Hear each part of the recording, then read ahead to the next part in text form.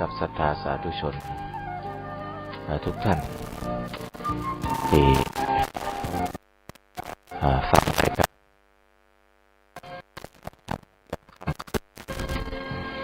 วันนี้เป็นวันพุธที่25ตุลาคม2566นะตรงกับวันขึ้น11ค่ำเดือน11ไตรเนาะเดือนเกี่ยงเรือแฮม4วันเนาะศรัทธาสาธุชนทั้งหลายนะก็จะเป็นวันปวารณาออกพรรษาบ้านเฮาเรียกว่าวันออกพรรษาถ้าเป็นทางการเขาเรียกวันปวารณาออกพรรษาเนาะปวารณาก็คือถ้าแปลตามศัพท์ก็คือการขอการเปิดโอกาสเนาะการให้โอกาสตักเตือนกันและกันนะนี่เขาเรียกว่าความหมายของคำว่าปวารณานะเป็นความงดงามของจารีตประเพณีของพิธีพุทธเนาะถ้าเราเข้าใจสาระแก่นตรงนี้ก็จะถือว่าเป็นความงดงามแต่บางทีถ้าเราบ่เข้าถึงแก่นเราก็เป็นเพียงพิธีกรรมนะพอเป็นเพียงพิธีกรรมแล้วเราก็บ่สามารถนำไปประยุกต์เอาจาหีดห้อยวัฒนธรรมประเพณีของชาวพุทธที่ดีงามเนี่ยไปประยุกต์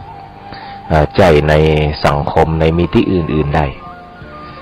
นะปวารณาในการเปิดโอกาสเนาะการเปิดโอกาสให้ได้ว่ากล่าวตักเตือนกันได้เป็นลักษณะที่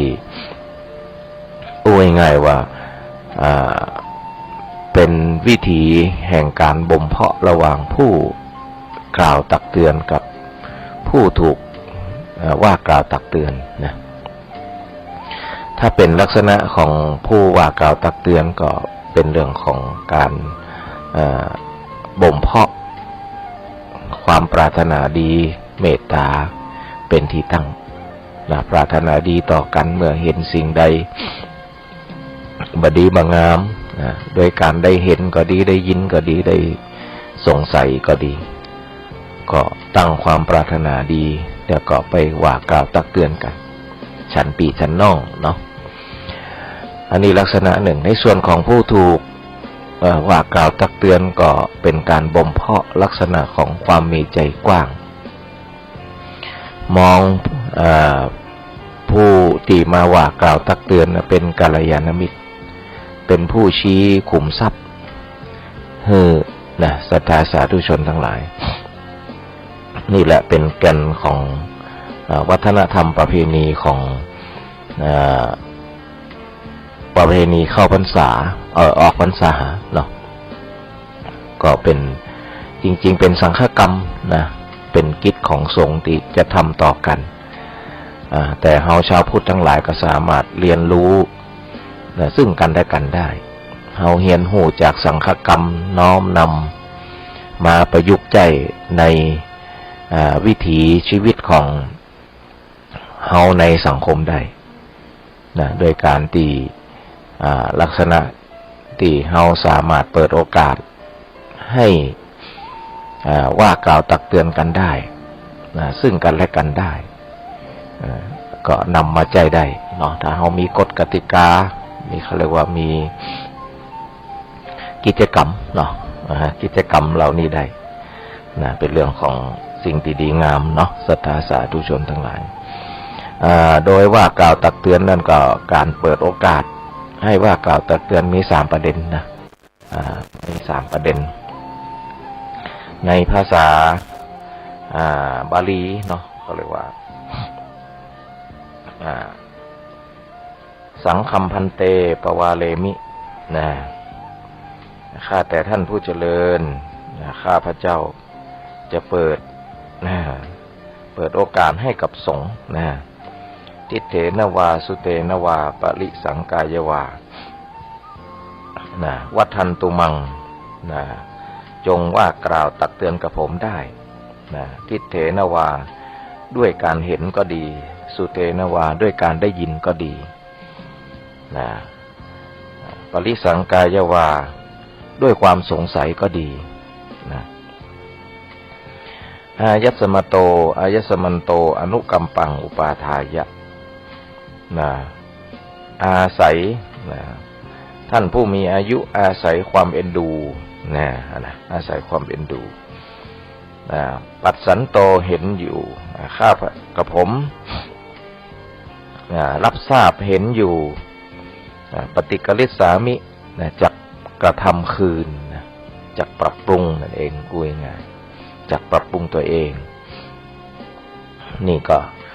ลักษณะคำสังฆกรรมที่สงฆ์ทั้งหลายได้กล่าวกันเขาเรียกว่านี่แหละปวารณาคำกล่าวปวารณาแต่แปลความหมายแล้วก็เป็นความหมายที่ดีเป็นกิจกรรมที่ดีเราสามารถนำไปประยุกต์ใจได้ถ้าสังคมใดอยากให้เกิดความงดงามในเรื่องของวิถีชีวิตที่อยู่กันชั้นปีชั้นนอกก็เอาข้อนี้เป็นไปประยุกต์ใจได้ลงสัตยาบันก็ได้ประชาคมก็ได้หรือว่าMOU ทำข้อตกลงกันได้ในสังคมว่าต่อไปเนี่ยเฮาทั้งหลายจะตั้งความปรารถนาดีความเอ็นดูต่อกันถ้าเห็นก็ดีได้ยินก็ดีหรือสงสัยก็ดีว่าผู้ใดผู้หนึ่งกระทำบ่ดีบ่งามก็ได้ว่ากล่าวตักเตือนก็ได้บ่ต้องเกรงใจนะคนที่ถูกตักเตือนก็ต้องมองว่าผู้มาตักเตือนอาศัยความเอ็นดูความปรารถนาดีเป็นที่ตั้งแล้วถึงกล่าวตักเตือนเราทราบแล้วรู้อยู่จักปรับปรุงตนเองนี่ก็ได้ปรารภศรัทธาสาธุชนทั้งหลายวันนี้อาตมาภาพพระมหานพดลสุวรรณเมธีเจ้าอาวาสวัดบรรพตสถิตวัดบรรพตสถิตอำเภอเมืองจังหวัดลำปางเป็นเจ้าคณะอำเภอวังเหนือได้มาทำหน้าที่ดำเนินรายการธรรมะยามค่ำคืนวันพุธที่4นี่ก็ธรรมะยามค่ำคืนเพราะจะออกในช่วง20:00 นถึง4:00 นถ้าเป็นติดตี 1ตี 2ตี 3ธรรมะยามแรงเพราะว่าออกในช่วงของ6 โมงแรงถึง2 ทุ่มในเครือข่ายวิทยุสีขาวเพื่อชาวประชาโดยมีท่านอาจารย์พระครูอภิวัฒนวิกรมเป็นผู้อำนวยการเครือข่ายคลื่นสีขาวเพื่อชาวประชาของหมู่เฮาทั้งหลายก็ได้ฟังธรรมะข้อคิดดีๆจากครูบาอาจารย์หลายผู้หลายท่านอาตมาก็ได้น้อมนำประโยชน์ประโยชน์อานิสงส์ของการที่เราได้ฟังเทศน์ฟังธรรมบ่อยๆก็เป็นเมล็ดพันธุ์แห่งความดีที่จะปลูกฝังรักษาไว้แล้วก็บำรุงรักษาซึ่งศรัทธาประสาทะความเลื่อมใสที่ในพระรัตนตรัยพระพุทธพระธรรมพระสงฆ์นอกจากได้รักษาได้บำรุงไว้ซึ่งศรัทธาประสาทะแล้วก็เป็นปัจจัยให้เกิดโยนิโสมนสิการการคิดอันอย่างก็รอบขอบไตรตรองอันอย่างก็คิดนึกตรึกทำเอาธรรมะเป็นที่จังที่ปึ่งเพราะอาศัยฟังเทศน์ฟังธรรมเราเนี่ยคอยอยู่ในกระแสจิตของเฮาทั้งหลายศรัทธาสาธุชนทั้งหลายอันนี้ก็เป็นประโยชน์แห่งการฟังธรรมแล้วเฮาได้ฟังเทศน์ฟังธรรมก็ได้อาศัยวิทยุคลื่นสีขาวเครือข่ายวิทยุคลื่นสีขาวหลายสถานีทั้งของวัดของว่าของสถาบันของเอกชนที่ได้เล็งเห็นความสำคัญของ เครือข่ายความสำคัญของธรรมะก็ได้ถวายเวลาได้เกาะสัญญาณซึ่งกันและกันนะศรัทธาสาธุชนทั้งหลายนะเนี่ยประโยชน์ของการฟังเทศน์ฟังธรรมบางท่านนี่ก็แต่เดิมเนาะอย่างที่ครูบาอาจารย์รายวัดรายว่าได้เห็นประโยชน์ได้มาเล่าให้ฟังว่าโอ้สังเกตเห็นว่านะนี่เพิ่นก็มาเล่าให้ฟังบางวัดเนาะแต่ก่อนนี่ก็ศรัทธาญาติโยมเข้าวัดเข้าวาน้อยมาเดียวกับปรากฏว่าได้มีจำนวนคนเข้าวัดเข้าวาเพิ่มขึ้นแล้วก็แต่ก่อนในคนเข้าวัดเข้าว่ากับมานั่งนินทาคนนั่นคนนี้เป็นว่านะ ประเดี๋ยวนี้ดีแต่ฮอไอ้นะอันเขาก็จะมักจะมาเล่าให้กันฟังว่าบ่เล่าขวัญ นะแต่ว่าเล่าให้ฟังว่าได้ฟังพระอาจารย์ตนนั่นตนนี่ตู้ลุงตู้เอาตนนั่นตนนี่แล้วเพิ่นได้ว่าจะอันจะอี้ฮอเนี่ยก็ได้แชร์สิ่งที่เป็นธรรมะแชร์สิ่งที่ดีงามที่ได้เกิดจากการได้ยินการได้ฟังก็นำไปสู่การกระทำทางจิตทางใจทางวาจาเนาะแล้วก็เกี่ยวกับศาสนาก็เฮาก็ทั้งหลายมีความศรัทธาประสาทะต่อครูบาอาจารย์ต่อพระรัตนตรัยได้มั่นคงขึ้นได้เข้มแข็งขึ้นนี่ก็ได้เห็นประโยชน์ของธรรมะนอกจากมีประโยชน์ต่อญาติโยมส่วนตัวแล้วก็เป็นประโยชน์ต่อพระศาสนาสังคมโดยภาพรวมด้วยเอาทั้งหลายก็ได้เห็นประเด็นที่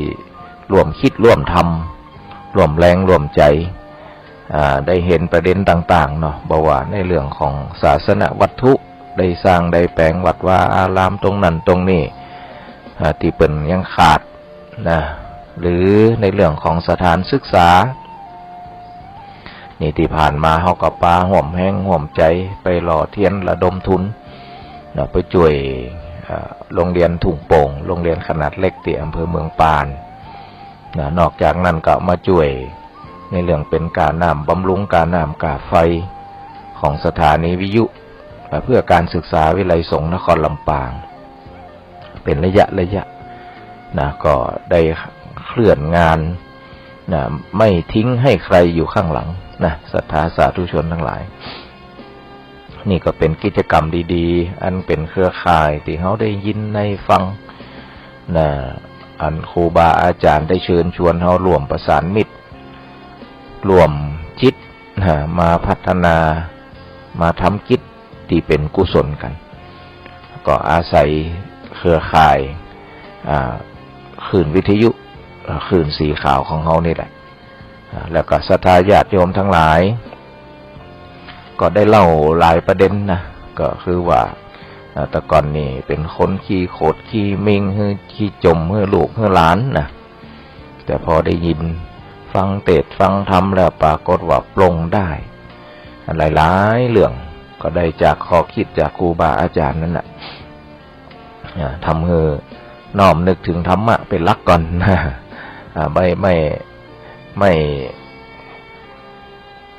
ไม่เอาอารมณ์เป็นที่จังที่เปิ่งเนาะเอาสติปัญญาเอาธรรมะนำหน้าแล้วกลายเป็นว่าจากเดิมที่เป็นคนจมง่ายโคตรง่ายก็กลายเป็นคนที่โกรธยากจมยากแล้วก็เอากุศลนำหน้าใจเย็นง่ายนะนี่ก็กลายเป็นคนที่ได้เบ่งบานนี่แหละเขาเรียกว่าพุทธะเนาะศรัทธาสาธุชนทั้งหลายพุทธะแปลว่าผู้รู้นะผู้ตื่นนะผู้เบิกบานผู้รู้นี่ก็เกิดจากการฟังเนาะฟังโดยการคิดโดยการภาวนาเนี่ยพอเราทำให้เราเกิดตัวรู้ขึ้นตื่นตัวเนี่ยเป็นเรื่องของสติเป็นเรื่องของความไม่ประมาทเป็นชาวพุทธเขาก็หูอันยังควรบักควรหูอันยังเป็นกุศลอกุศลหูลักคิด หูวิธีการนี่ก็เรียกว่าปัญญาเหมือนกันเนาะแล้วก็ตื่นตัวเบิกบานนี่เป็นผลละเป็นชาวพุทธต้องไม่อยู่ในภายใต้อิทธิพลของกิเลสตัณหาถึงแม้มันจะมีอยู่นะก็พยายามฝึกหัดขัดเกลาตึงอดตึงทนตึงข่มตึงยับยั้งนะหลายวิธีที่เราจะบังเอิญกิเลสมันมีอยู่เนี่ยที่มันมีอยู่มันงอกงามจนมีอิทธิพลนะมันเหมือนหญ้ามันมีอยู่แต่เราพยายามควบคุมมันตัดมันมันหลงมันเตี้ยนถึงแม้มันมาตายฉับพลันทันทีนะก็ทำมือบริเวณพื้นที่ของเขาเนี่ยที่เขาควบคุมหญ้าก็ดีตัดหญ้าก็ดีนะก็ดูแล้วเจริญหูเจริญตาชีวิตของเขาก็เหมือนกันกิเลสมันมีอยู่เหมือนหญ้ามันมีอยู่นั่นแต่ขอให้พยายามใจศีลควบคุมใจทานควบคุมใจสมาธิควบคุมใจปัญญาควบคุมนะศรัทธาสาธุชนทั้งหลายศีลนี่ก็เป็นเรื่องของการควบคุมกิเลสอย่างหยาบก็คือควบคุมที่มันการแสดงออกทางกายวาจานั่นน่ะบางทีถ้าบ่มีศีลมากำกับมาคอยยับยั้งรั้งก็ทำให้เฮาเนี่ยละเมิดละเมิดของความเป็นมนุษย์ละเมิดธรรมะแล้วก็บ่สามารถรักษาความเป็นปกติได้ความปกติของมนุษย์นั่นน่ะเนาะรักษาศีลก็คือรักษาความเป็นปกติกันไว้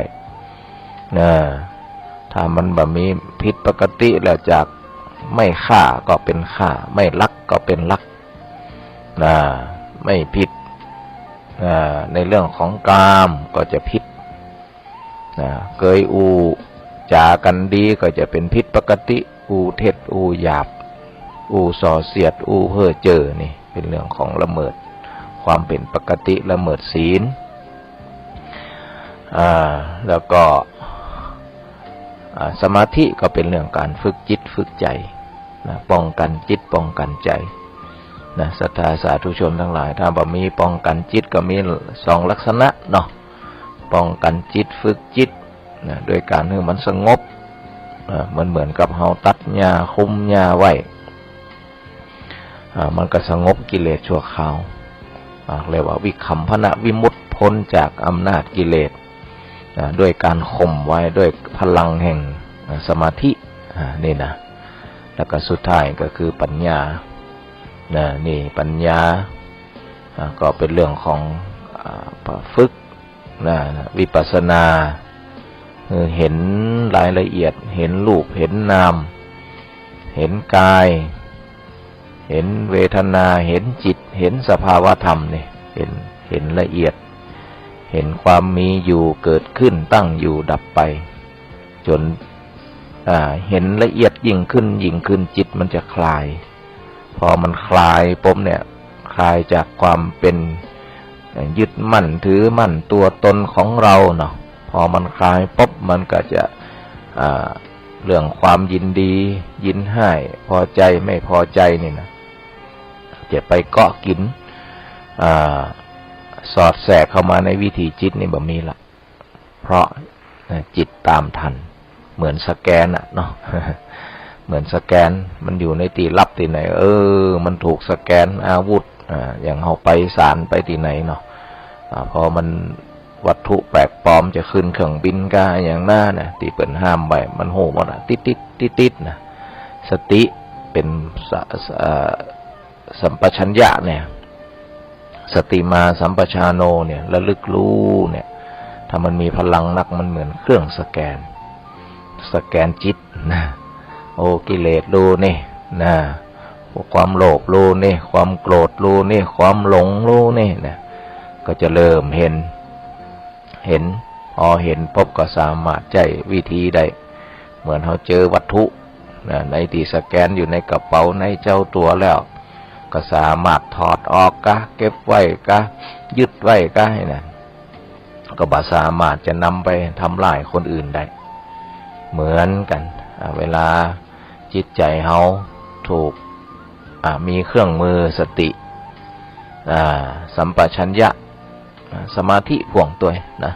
นี่เป็นเรื่องของทางจิตทางใจเป็นเรื่องของภาวนาที่สะสมแล้วนะมันก็จะมีผลดีต่อจิตต่อใจจะอีกนะศรัทธาสาธุชนทั้งหลายเนี่ยก็เป็นกำลังใจให้หมู่เฮานะเฮาก็มีของดีวิถีพุทธของเฮาที่พระพุทธองค์ได้ทรงแสดงไว้ดีแล้วสมบูรณ์แล้วที่เรียกว่าอาทิกัลยาณังก็คืองามในเบื้องต้นนะโดยศีลนะมัชเชกัลยาณังงามในท่ามกลางงามในระดับกลางเรียกว่าสมาธิปริโยสานกัลยาณังงดงามในบรรปลายก็คือเรื่องวิปัสสนาเนี่ยมันธรรมะของพุทธองค์เนี่ยเขาก็สามารถทำให้ชีวิตเจอแต่สิ่งที่ดีงามในระดับต้นระดับกลางและระดับสูงได้เขาเรียกว่าปรมัตถะปรมัตถะประโยชน์ขั้นสูงประโยชน์ขั้นต้นประโยชน์ขั้นกลางประโยชน์ขั้นสูงแล้วแต่อุปนิสัยของแต่ละคนที่จะฮักจะชอบจะสะสมเนาะให้ทำได้นักได้ดีก็ได้เกิดอานิสงส์เกิดผลดีจิตวิถีชีวิตในเรื่องของกายวาจาจิตใจความคิดก็ได้รับการพัฒนาแล้วก็บ่เป็นปัญหาต่อสังคมเนาะอันนี้ก็อยากจะฝากศรัทธาสาธุชนทั้งหลายในช่วงเบื้องต้นนี่นะวันนี้ก็เป็นวันดีนะ11ค่ำคืน11ค่ำเดือน11ไทยนะนี่ก็เป็นวันพุธเนาะศรัทธาสาธุชนทั้งหลายวันที่29เนาะเป็นวันติดเป็นวันออกพรรษาพอดีนะหลังจากนั้นก็เป็นวิธีพุทธของเฮาประเพณีของเฮาฮีตของเฮาในเรื่องของกฐินพาป่านะช่วงกฐินแห่ง1 เดือนเนาะแห่ง1 เดือนที่เฮาทั้งหลายอย่าไปกลัวบุญเนอะศรัทธาเพราะบุญเป็นชื่อของความดีบุญเป็นวิถีแห่งความสุขเป็นทั้งเหตุและผลเนาะบุญเนี่ยถ้าเฮาทำถูกก็เป็นเครื่องชำระเป็นเครื่องชำระจิตชำระใจบุญนี่คือเป็นเหตุเป็นเครื่องชำระบุญถ้าเป็นผลก็คือเป็นเรื่องของความสุขดังนั้นเฮาก็เวลาทำแล้ววิจัยยะทานังตถาคตปัสสัทธังเนาะก็คือการพิจารณาแล้วให้วิจัยยะทานังการให้ควรแล้วให้สุขตะปัสสัทธังนะพระสุคตพระตถาคตสรรเสริญยกย่องแล้วสรรเสริญแล้วดังนั้นวิถีแห่งการให้พระพุทธองค์ก็ทรงสรรเสริญในเรื่องของวิถีพิจารณาก่อนให้เนาะเช่นกันในเรื่องของกฐินผ้าป่าหลายๆอย่างที่เป็นวิถีพุทธที่เราทำในเรื่องของบุญกิริยาวัตถุนี่นะแล้วล้วนแล้วแต่เราก็พิจารณาไตร่ตรองเราจะได้บ่เสียอกเสียใจนึกถึงการกินการทานที่มีนักหนาปาปานซองขาวกะบึดนัดวัดนี่มาก็ตามกำลังศรัทธาเราก็นึกเพื่อจะบ่ให้ศรัทธาหดหายบางคนเจอ2 นักก็โหอย่างบล่ำบ่เหลือเนี่ยบางคนถึงกับรำคาญบางคนถึงกับไปเปลี่ยนศาสนาไม่อยากอันนี้แหละนี่เพราะเฮาบ่ได้วิจัยยะทานังบ่ใคร่ควรถึงเบื้องต้นเบื้องปลายถึงเหตุถึงผลของวิถีพุทธของเฮาดังนั้นวัดวาอารามของเฮาที่เฮามีกฐินผ้าป่าเสียสละกันเนี่ยเฮาก็มานึกดูว่าสิ่งที่เฮาได้ดูแลก็เป็นศาสนสมบัติกลางไว้กับชุมชนเนาะถึงแม้ว่าบัดเดี๋ยวนี้พระสงฆ์องค์เน้นจะอยู่น้อยแต่ก็ยังเฮากันไว้แต่พัฒนาไว้ไปทำกิจกรรมต่างๆของชุมชนได้เป็นที่ประชุมก็เป็นที่เก็บถ้วยเก็บจ้อนก็เก็บเต้นก็หรือเป็นที่คัดเกลาจิตใจ นะว่าถึงกับชุมชนยังก็ไปเอาไว้วัดหมดนะก็คือผ้าป่าอย่างก็น้ำปลากายังกานะก็เป็นตีอันเก็บวัสดุอุปกรณ์นะคือกับชุมชนได้ในการที่เขาได้สร้างได้แปลงได้กันพื้นที่และพัฒนาวัดวาอารามนะก็เป็นประโยชน์เยอะแยะศรัทธาสาธุชนทั้งหลายนะบ่ได้เป็นสมบัติของคนใดคนหนึ่งไผตัวบางวัดในมีร้านนะช่วงนี้นะไปพอเป็นตีตากเข้าก็เป็นตีตากเข้าก็เข้าโพดก็มีหันหมดก็บ่ได้อันนี้กันนะอาจารย์ท่านแล้วว่าบอกว่าหน้าวัดในวัดชุมชนใดสามารถไปใจประโยชน์ได้ก็เป็นตีรวมพ้นกันกิจกรรมวิถีชีวิตนี่หรือบางวัดแม้กระทั่งว่าชุมชนตีแน่นหนาแล้วเอาจะจัดงานศพงานสากลำบากเหลือเกินก็เอาได้เอาไปวัดไปว่านี่แหละกฐินผ้าป่าที่เขาได้ช่วยกันได้ช่วยกันสนับสนุนแล้วก็สร้างแปลงตึงสร้างใหม่ตึงรักษานะเนี่ยศรัทธาสาธุชนทั้งหลายลำพังวัดวาอารามบ่จะได้งบประมาณเหมือนกับองค์กรอื่นๆเนาะศรัทธาสาธุชนทั้งหลายบ่ใจว่าสิ้นปีมารัฐบาลจะต้องมาเจียดงบประมาณมาสนับสนุนนะมันเป็นลักษณะที่วัดใดมีความพร้อมที่จะขอไปก็ขอไปจะนั่นบางทีก็บ่ใจได้งบอุดหนุนนี่มันเหมือนกับงบประมาณมันเป็นงบประมาณแผ่นดินก็เหมือนกันมันเป็นลักษณะงบอุดหนุนเนาะจะได้บ่ได้นี่ก็เปอร์เซ็นต์มันได้น้อยนะศรัทธาสาธุชนทั้งหลายนะคือบางปีนี่ยังบางจังหวัดเนี่ยมีวัด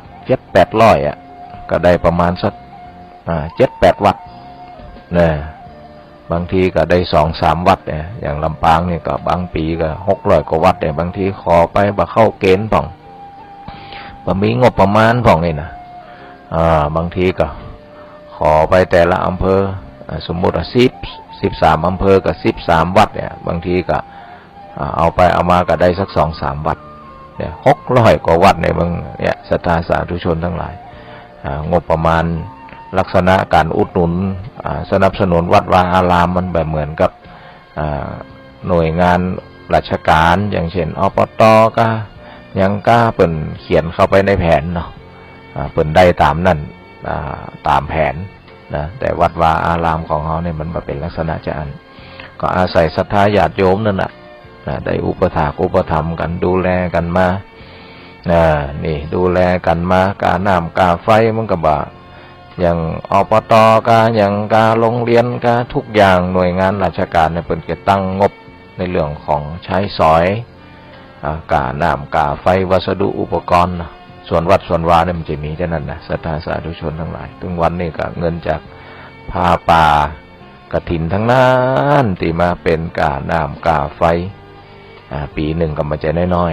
ๆนี่หันหรือยังว่าถ้าเฮาชาวพุทธมาช่วยกันในเรื่องคนละ5 บาท10 บาท20 บาท100 บาทเนี่ย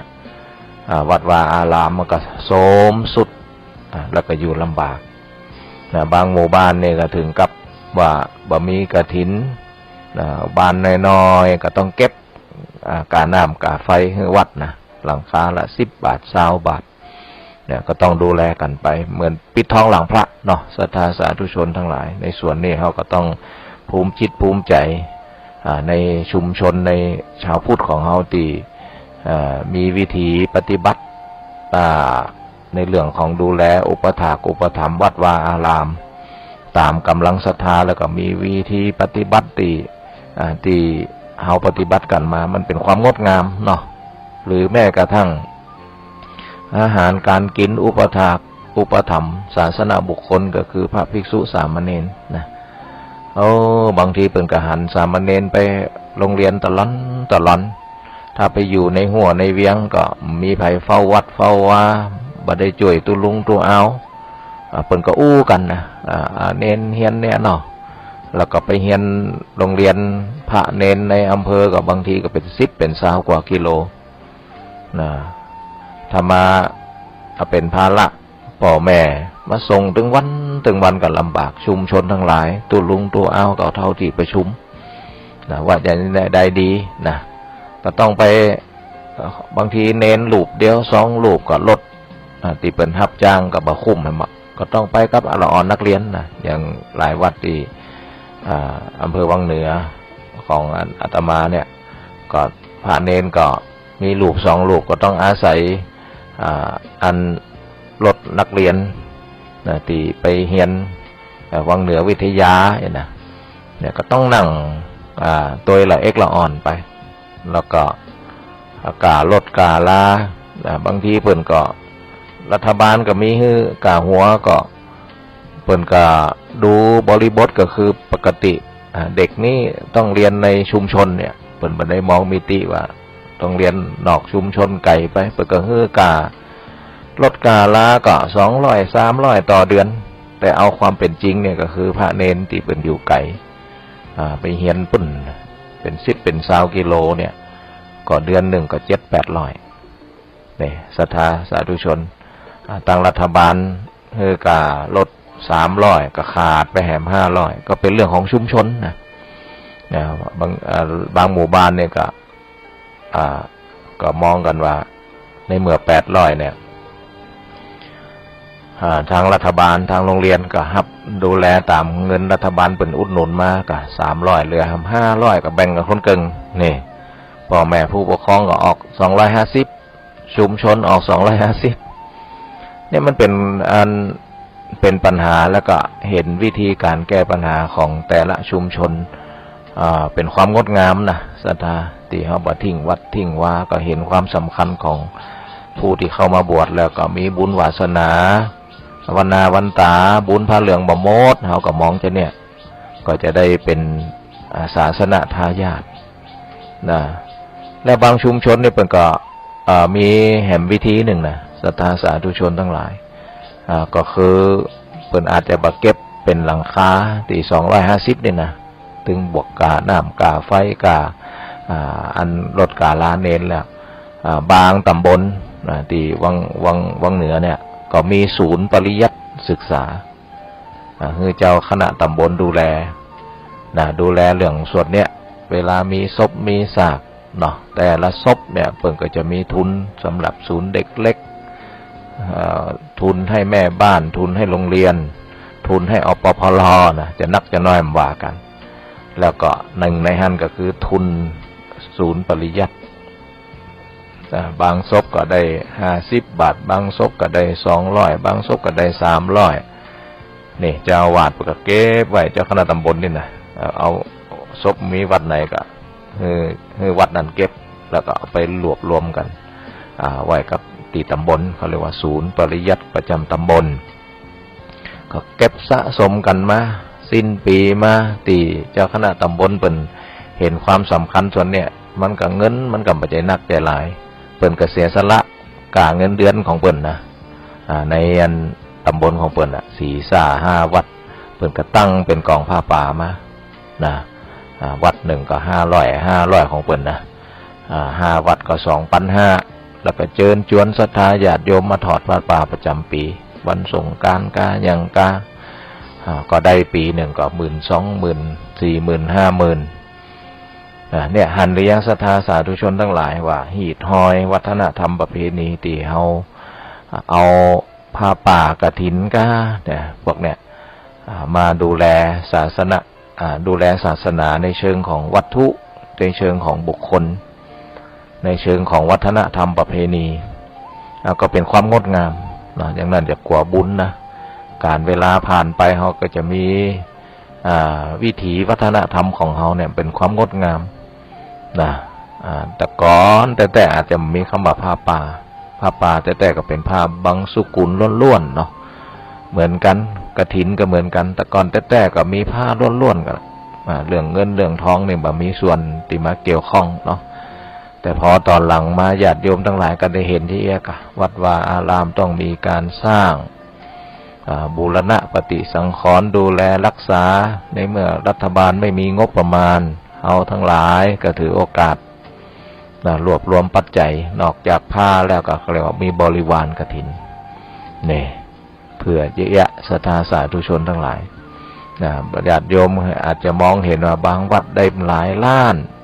หลายล้านเนี่ยเขาพอจะไปดูรายละเอียดแต่วัดแต่ละวัดนะที่เป็นได้หลายล้านเนี่ยคือกาไฟที่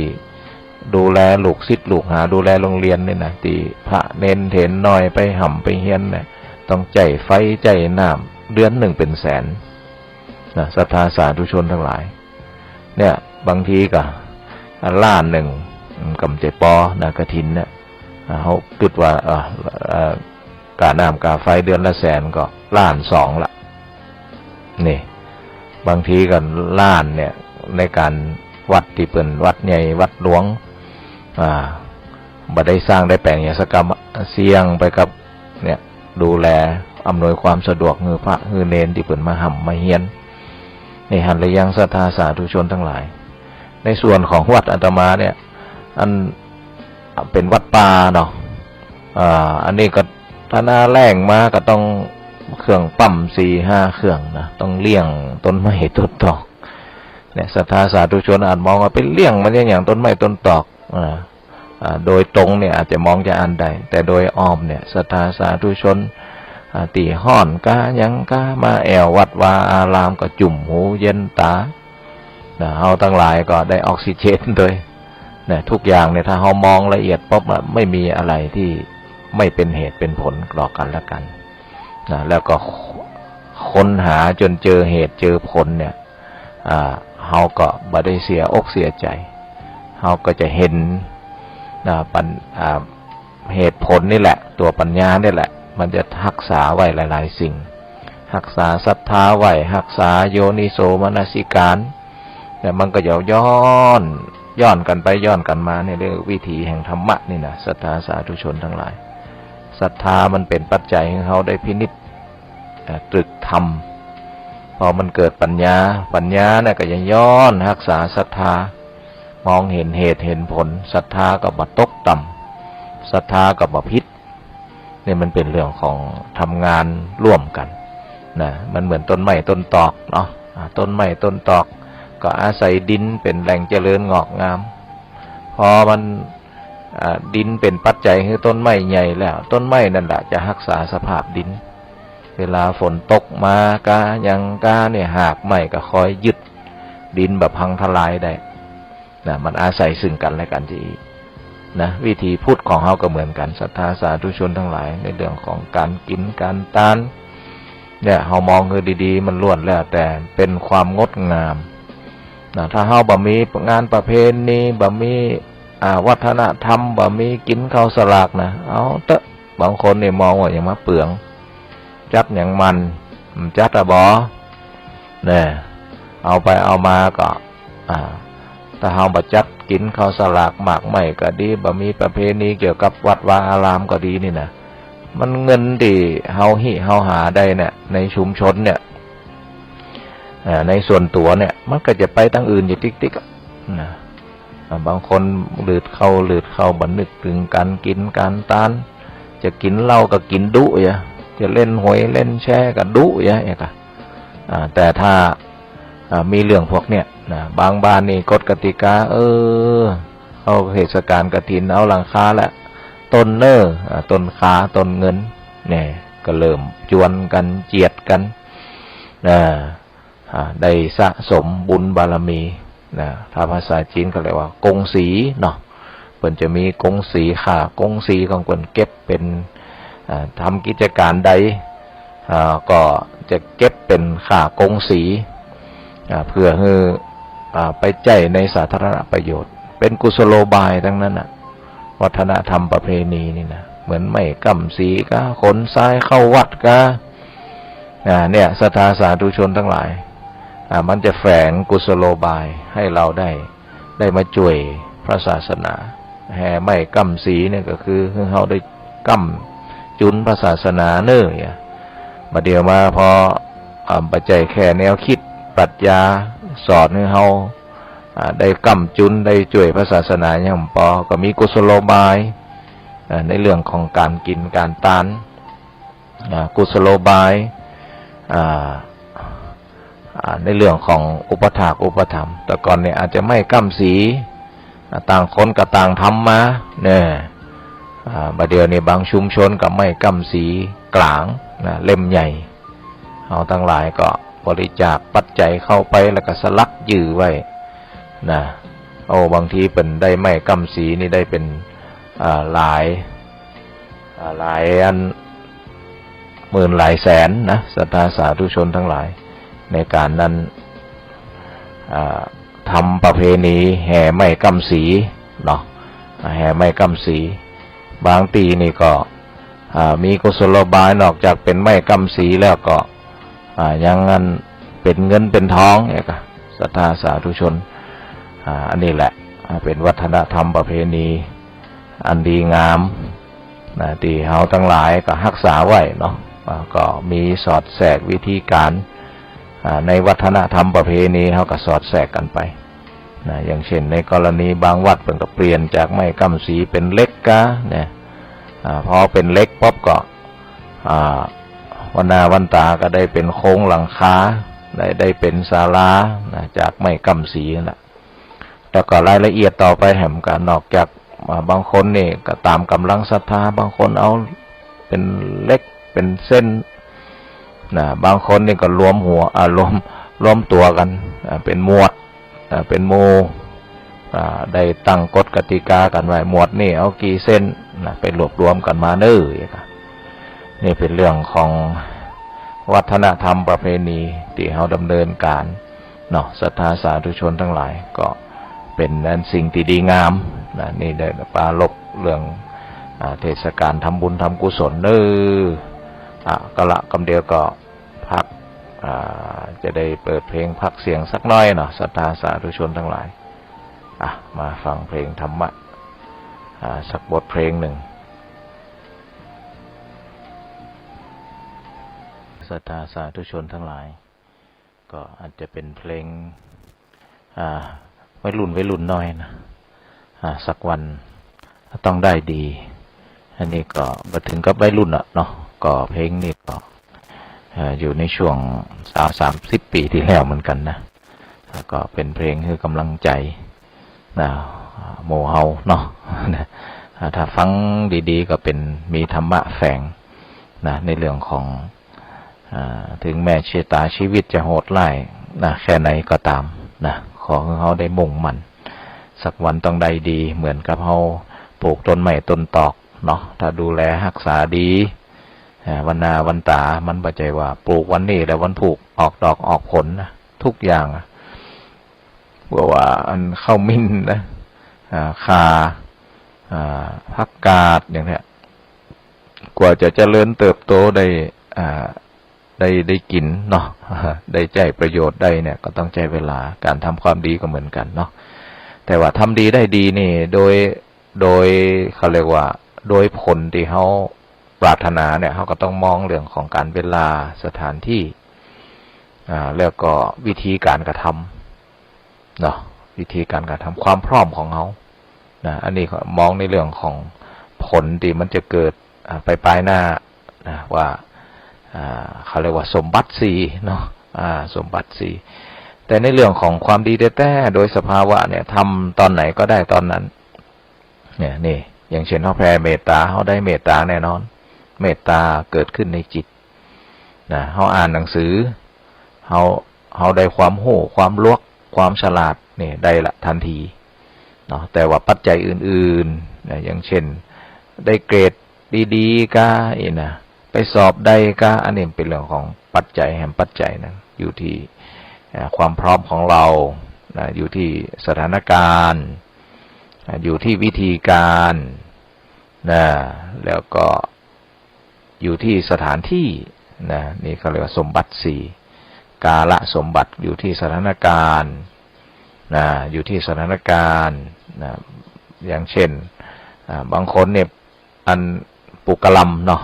ได้กะหล่ำแน่นอนละนี่นะได้กะหล่ำแต่ว่าจะขายดีได้กำไรเนี่ยมันอยู่วิธีการ4อย่างเนี่ย1สถานการณ์ในขณะนั้นนะโดยสถานที่นะสถานที่โดยสถานการณ์ก็คือคนชอบกินกะหล่ำกอนะ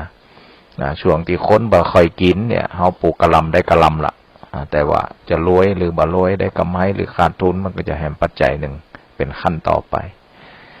นี่อันนี้ก็เป็นเรื่องของวิเคราะห์หลักธรรมเนาะบางทีเฮาก็ไปตีโพยตีพายว่าทำดีบ่ได้ดีก็ต้องดูว่าหนึ่งดูสถานการณ์สองคติคือสถานที่เนี่ยบางทีเฮาก็อย่างเช่นยกตัวอย่างนะคนไปเลี้ยงหมูดำเนินกิจการในประเทศที่เป็นนับถือศาสนาอิสลามดีเปิ้นบ่กินหมูกันเนี่ยเฮาเลี้ยงหมูได้หมูแน่นอนนะแต่ว่าบ่ค่อยประสบความสำเร็จบ่ได้กำไรขาดทุนขายหมูบ่ได้ก็เพราะว่าโดยสถานที่ทำเลมันเป็นกลุ่มคนที่เปิ้นบ่ได้กิน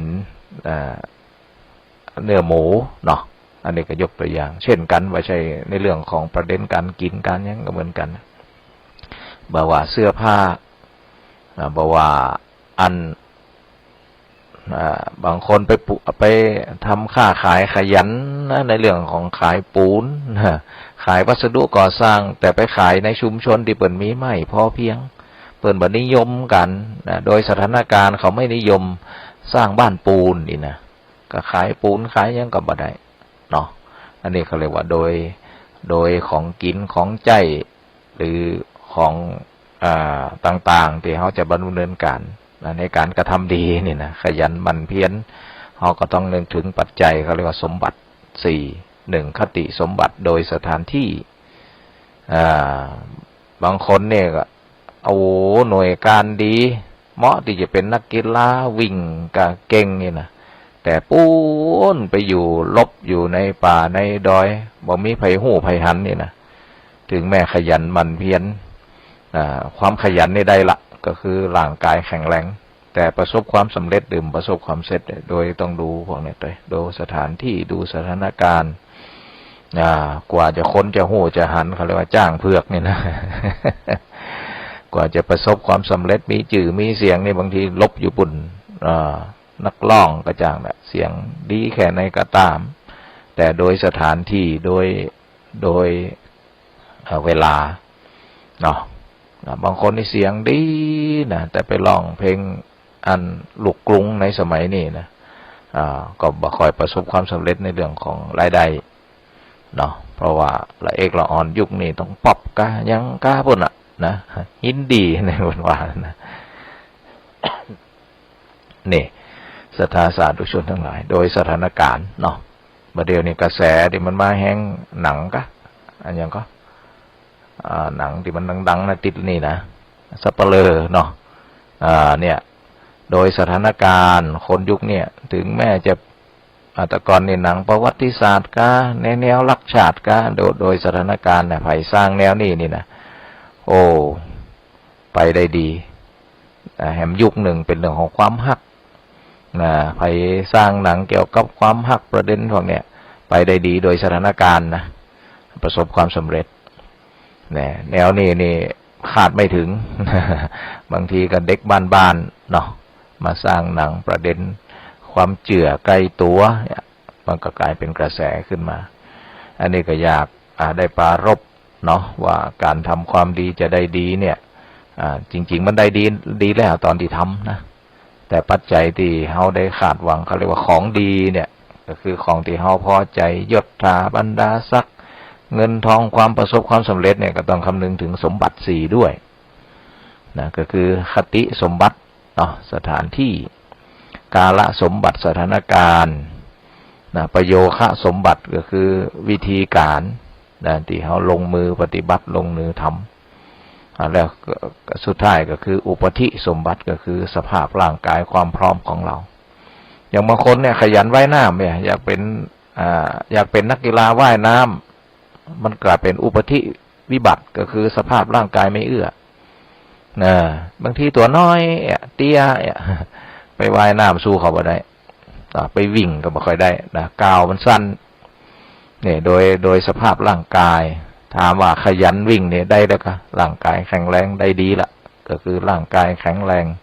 เกิดทักษะในการวิ่งในการว่ายน้ำถามว่าจะประสบความสำเร็จก็ต้องคำนึงถึงปัจจัยแห แฮมระดับหนึ่งแฮมเกณฑ์หนึ่งนะต้องคำนึงถึงสมบัติกับวิบัติเนี่ยนะนี่ศรัทธาสาธุชนทั้งหลายเช่นการประเด็นการค้าการขายการดำรงอาชีพอย่างพวกนี้นะเขาก็สามารถเอาหลักสมบัติกับวิบัติเนี่ยมาจับได้แล้วเขาก็จะไม่ได้โทษเรื่องของกฎแห่งกรรมทำดีไม่ได้ดีอย่างพวกนี้นะนี่เขาก็ต้องคำนึงถึงเรื่องพวกนี้ตัวเนาะเหมือนประเด็นเรื่องทุกเรื่องการทำการเฮียนประเด็นเรื่องนางงามประเด็นเรื่องเสื้อผ้าอาภรณ์ประเด็นเรื่องกล้าเรื่องขายนะเขาก็ต้องดูนะบางทีเขาหันก็มันไปตั้งปั๊มน้ำมันนะหรือทั้งที่น้ำมันยี่ห้อเดียวกันนะหรือบริษัทเซเว่นก็ดีเนาะปัจจัยเซเว่นอย่างเดียวร้านกล้าร้านอาหารหรือแม้ทั้งตลาดทั้งที่ของขายอย่างเดียวกันเนี่ยทำไมจุดนี้ค้าขายแล้วไม่ประสบความสำเร็จนะบางทีก็ต้องนึกถึงอย่างอื่นเขาจะไปว่าเขานี่เป็นคนขยันมันเพียรสื่อสัตย์สุจริตชะตาชีวิตอย่างมากประสบความสำเร็จ ทำดีมันได้ดีขยันแล้วมันได้ดีไปโทษอย่างนั้นได้นะก็ต้องไปดูปัจจัยอื่นๆร่วมด้วยนะอย่างเช่นตีจอดรถจอดลาก็นะบางตีก็ตั้งร้านค้าตีจอดรถก็บ่มีหรือไปติดตีมันย้อนลำบากส่วนทางอย่างปั๊มน้ำมันก็เหมือนกันนะบางตีเป็นโอ้ยตลาดบางตีคนแน่นคนนะบางตีนี่เงาทั้งที่ของกายเพอของถูกด้วยซ้ำไปนะแต่คนบัดติดที่ฮาวานะก็ต้องคำนึงถึงเรื่องพวกนี้ด้วยปัจจัยสภาพตลาดสภาพสถานที่สภาพกิจการที่เขาได้ทำเนาะอันนี้ก็เป็นตัวเสริมนะทำให้การทำดีของเขาเนี่ยได้สมปรารถนาได้ประสบความสำเร็จเนี่ยค่ะศรัทธาสาธุชนเนาะก็ได้ปรารภเรื่องหลักธรรมหลักคิดเพื่อเขาจะได้เข้าใจในเรื่องของหลักพระศาสนาเพิ่มขึ้นนะก็อย่าไปลืมเน้อศรัทธาสาธุชนทั้งหลายแฮม4-5 วันเนาะ4 วันก็เป็นวันออกพรรษาและวันติดนี่แหละนะอันนี้วันพุธก็มานึกดูหลังจากนั้นก็เป็นเทศกาลกฐินวัดไหนที่ตามกำลังศรัทธาบางคนก็เป็นเจ้าภาพทอดกฐินบางทีก็เป็นเจ้าภาพร่วมบางทีก็เป็นประธานบางคนก็บ่ได้เป็นประธานโดยตรงก็อาศัยสมทบทำบุญไปตามกำลังศรัทธาอย่างที่ว่านะทุกส่วนถ้าเรามองในแง่ดีเราก็จะเห็นเป็นเรื่องของการบำรุงวัดวาอารามบำรุงพระศาสนายิ่งบ้านนอกบ้านนาเนาะหาเจ้ากินค่ำถ้าเรามีกำลังก็ช่วยกันไปเน้อศรัทธาสาธุชนทั้งหลายนะสำหรับวัดบรรพตนี่ก็กฐินปูนปลายปุ่นนะวันที่วันเสาร์ที่25กัน25 พฤศจิกายนเผื่อเวลาให้เจ้าภาพได้บอกบุญเผื่อให้เจ้าภาพได้ได้เชิญชวนกัลยาณมิตรปีนี้ก็แม่สมจิตเนาะแม่สมจิตก็เป็นร้านก๋วยเตี๋ยวนะเพิ่นก็เป็นเจ้าภาพอุปถากอุปถัมภ์วัดวาอารามตามวัดตามวาต่างๆทุกปีเนาะทุกปีได้ไปเยี่ยมคุณแม่ละแม่เพิ่นก็มีเจตนาบอกลูกบอกหลานให้คุ้นในเรื่องของสิ้นปีมาเนี่ยก็มาทำบุญทำทานแม่สมจิตร้านก๋วยเตี๋ยวอยู่แถวๆตามโอ้ฮะนะถนนป่าไม้ฮะนะเนาะก็ได้ไปเยี่ยมคุณแม่นะไปมีเจตนาที่กระเจือนลูกเจือนหลานเปิ้นก็ได้ปรารภละปัจจัยอาจจะบ่นักนะพระอาจารย์บ่มีปัญหาอีเนาะก็เฮาได้น้อมนึกว่าเป็นชาวพุทธก็ถึงวงจรวิถีวัฒนธรรมของชาวพุทธก็จะสะดวกตอนไหนก็ถือผ้าป่าถ้าการเวลาภาคบังคับ1 เดือนหลังออกพรรษาก็เป็นกฐินหรือแม้กระทั่งในโอกาสอันควรเนาะศรัทธาสาธุชนทั้งหลายก็ทำบุญได้หลายอย่างนะ ทำบุญได้หลายอย่างวิธีของชาวพุทธของเขาเนี่ยทำบุญ10 อย่างใจเงินใจทองแต่กัน1 อย่างทานนามัยศีลนามัยนี่ก็เป็นการรักษาศีลบ่ได้ใจเงินใจทองภาวนาไหมบ่ใจเงินใจทองปฏิทานนามัยอุทิศแบ่งปันความดีให้กับคนอื่นนี่ก็อนุโมทนาไหมนี่รวมยินดีความดีที่คนอื่นได้ทำธรรมสวนาไหมนี่ฟังเทศน์ฟังธรรมแล้วก็ธรรมเทศนาใหม่คือข้อคิดสกิดลักธรรมคือกับคนทั่วไป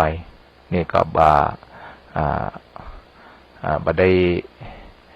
นี่ก็เหมือนกันบ่ใจเงินใจทองเนาะทิฏฐุชุกกรรมทำความเห็นให้ตรงเนี่ยก็เป็นบุญถึงนั้นเป็นความดีถึงนั้น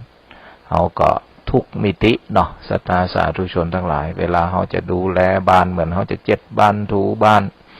จะสร้างบ้านเนี่ยเขาก็บ่ใจว่าจะสร้างเฉพาะตรงนั้นตรงนี้เขาก็สร้างตรงไหนที่มันเป็นห้องน้ำห้องครัวห้องนอนตู้เสื้อผ้าประตูหน้าต่างเขาก็ดูแลทำให้บ้านหลังนั้นอยู่ได้มั่นคงเช่นกันมันมีหลายด้านกิเลสตัณหาของมนุษย์นะกว่าจะเอาอยู่ยังไงกว่าจะเอาอยู่ก็ต้องอาศัยกระแสบุญนี่แหละเป็นเครื่องชำระสะสางสันดานที่มันหยาบกร้านให้มันละเอียดละออนี่บุญนี่เป็นเครื่องชำระเป็นเครื่องขัดเกลาตนีทีเหนียวก็ต้องอาศัยการฝึกนี่ทานนามัยเนี่ยเป็นคนขี้อิจฉาริษยาก็ฝึกเรื่องอนุโมทนาใหม่น้อมนึกความดีคนอื่นยินดีคนอื่นใจบ่ค่อยกว้างใจแคบก็ต้องปฏิทานนามัยมีดีแล้วก็น้อมนึกที่จะเฉลี่ยแบ่งปันความดีของคนอื่นนี่ปฏิทานนามัยก็ฝึกเป็นคนใจกว้างจะเป็นคนใจแคบเนาะนี่แล้วก็ศีลไมยนี่ก็ฝึกขัดเกลาการแสดงออกทางกายวาจาจากเดิมติหยาบกร้านก็คือมันอยู่ในหล่องในรอยไม่พิกลไม่พิการไม่วิบัติถ้าอันนี้มันก็จะศีลวิบัติอาจารวิบัติเนี่ยมันก็จะนำไปสู่สิ่งเหล่านี้ทิฏฐุชุกกรรมสุดท้ายเนี่ยความเห็นให้ตรงถ้าความเห็นบ่ถูกบ่ตรงก็เรียกว่าทิฏฐิวิบัติทิฏฐิวิบัติในมืดบอดเลยมันก็จะทำให้อย่างอื่นไปหมดมันเหมือน GPS ทำงานบดีนั่นแหละปากันเขาลกเขาพงบางทีก็ลงอัน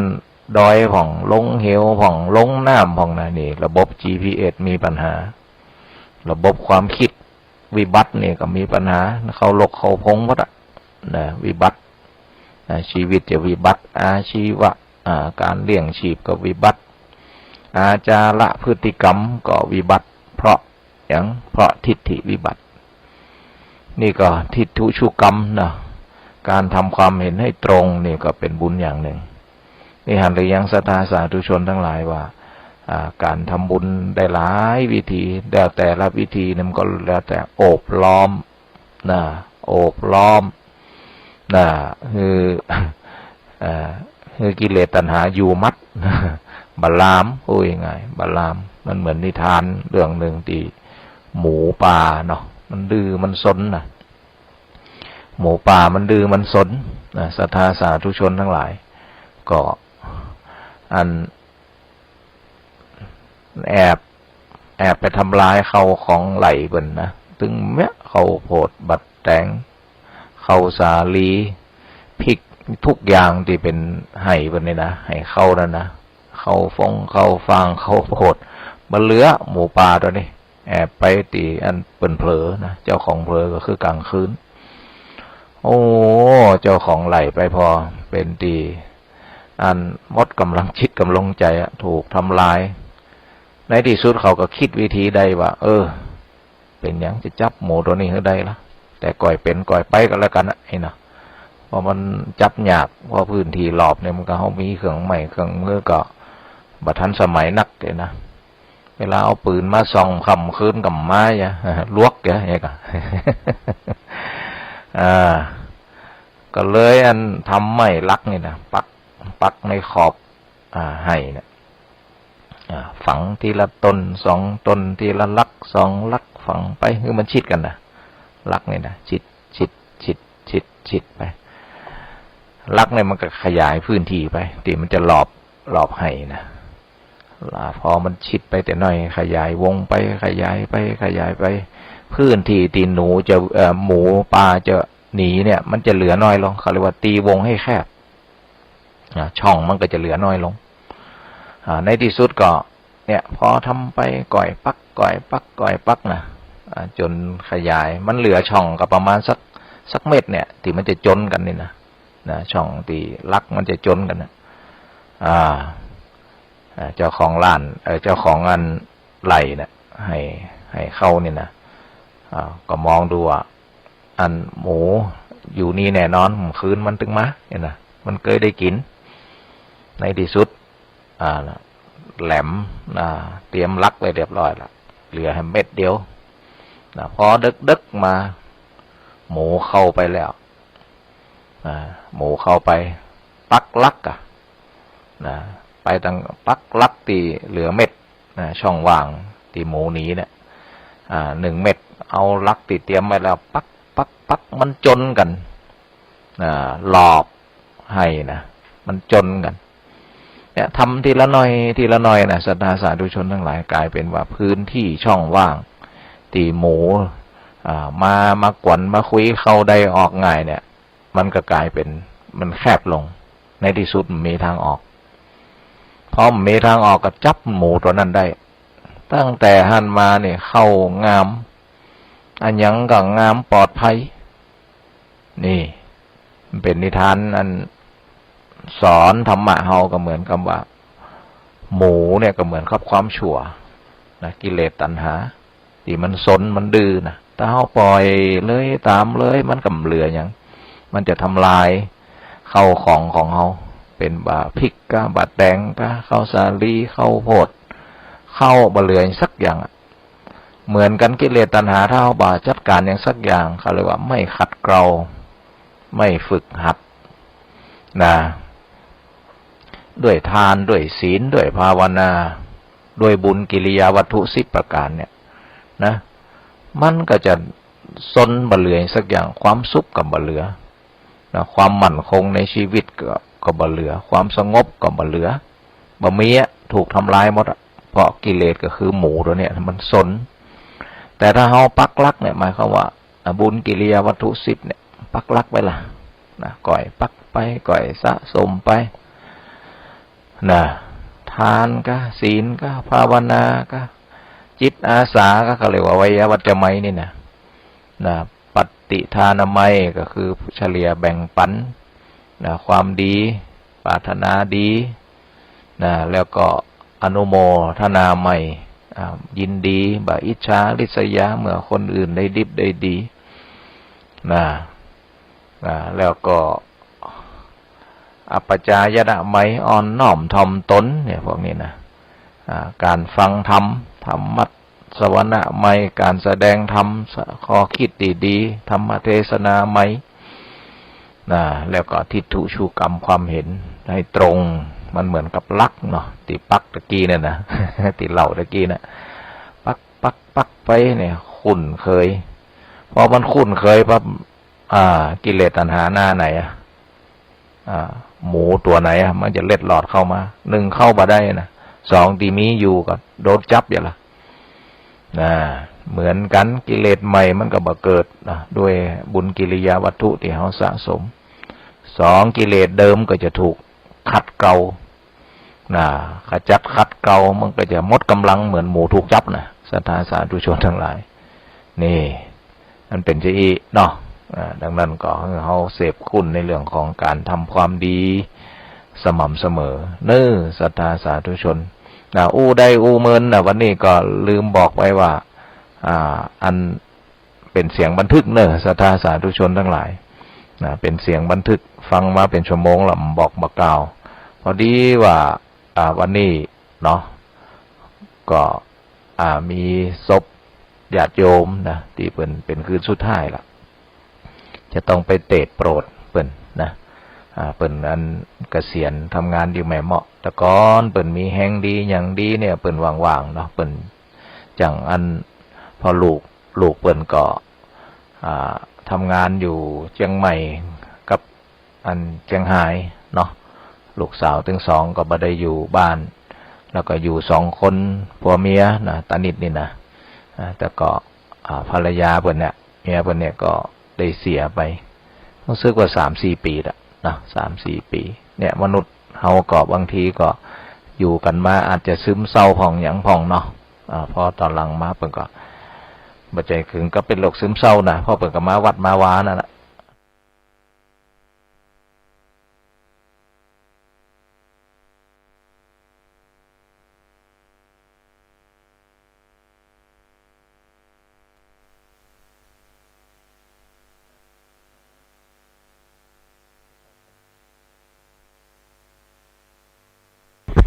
ทดสอบ2-3-4อาจารย์ครับอาจารย์เข้า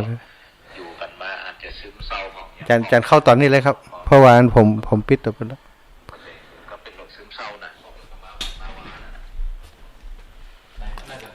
อาจารย์เข้าได้แล้วเพราะมันปิดพุ่นแล้วครับทดสอบอาจารย์อู้ได้เลยตอนนี้อู้ได้เลยเพราะพอดีตะกี้นัดมันเปิดแล้วผมไปปิดแล้วก็ต้องอู้ตอนนี้แหละปิดอย่า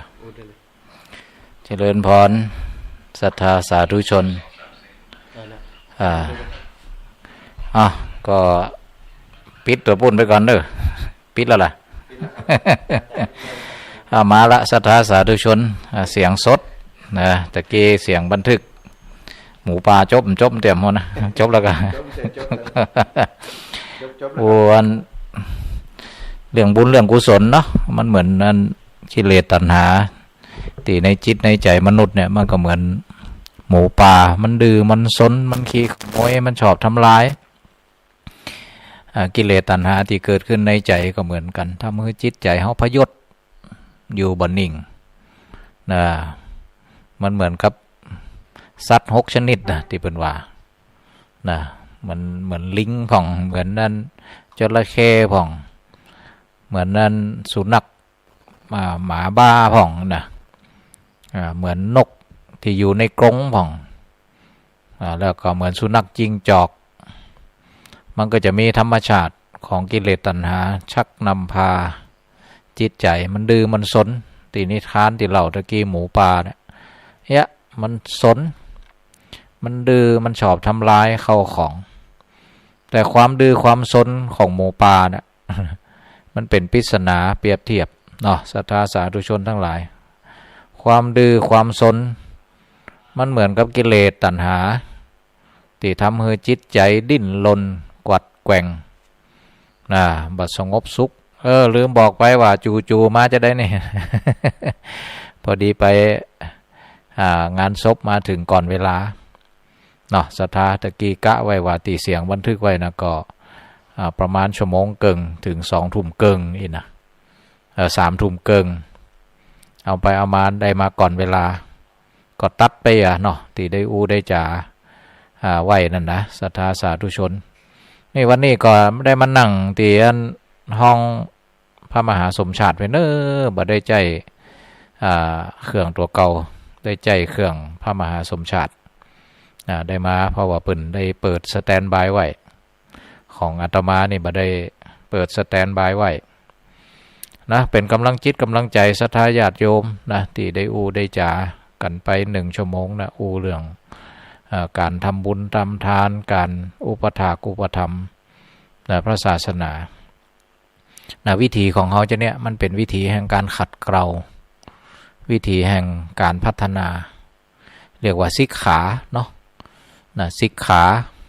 ตราบใดที่ยังงั้นบ่ได้เป็นพระอรหันต์เนี่ยนะเขาก็จะต้องอยู่พระอยู่ที่ฝ่ายสิกขาสิกขาต้องศึกษาจบปริญญาปริญญาใจนี่นะบัจจัยปริญญาบัตร จบปริญญาบัตรทั้งโลกนี่บางทีก็บ่ได้เป็นเครื่องวัดว่ากิเลสตัณหาน้อยลงเนาะบางคนจบด็อกเตอร์นี่ก็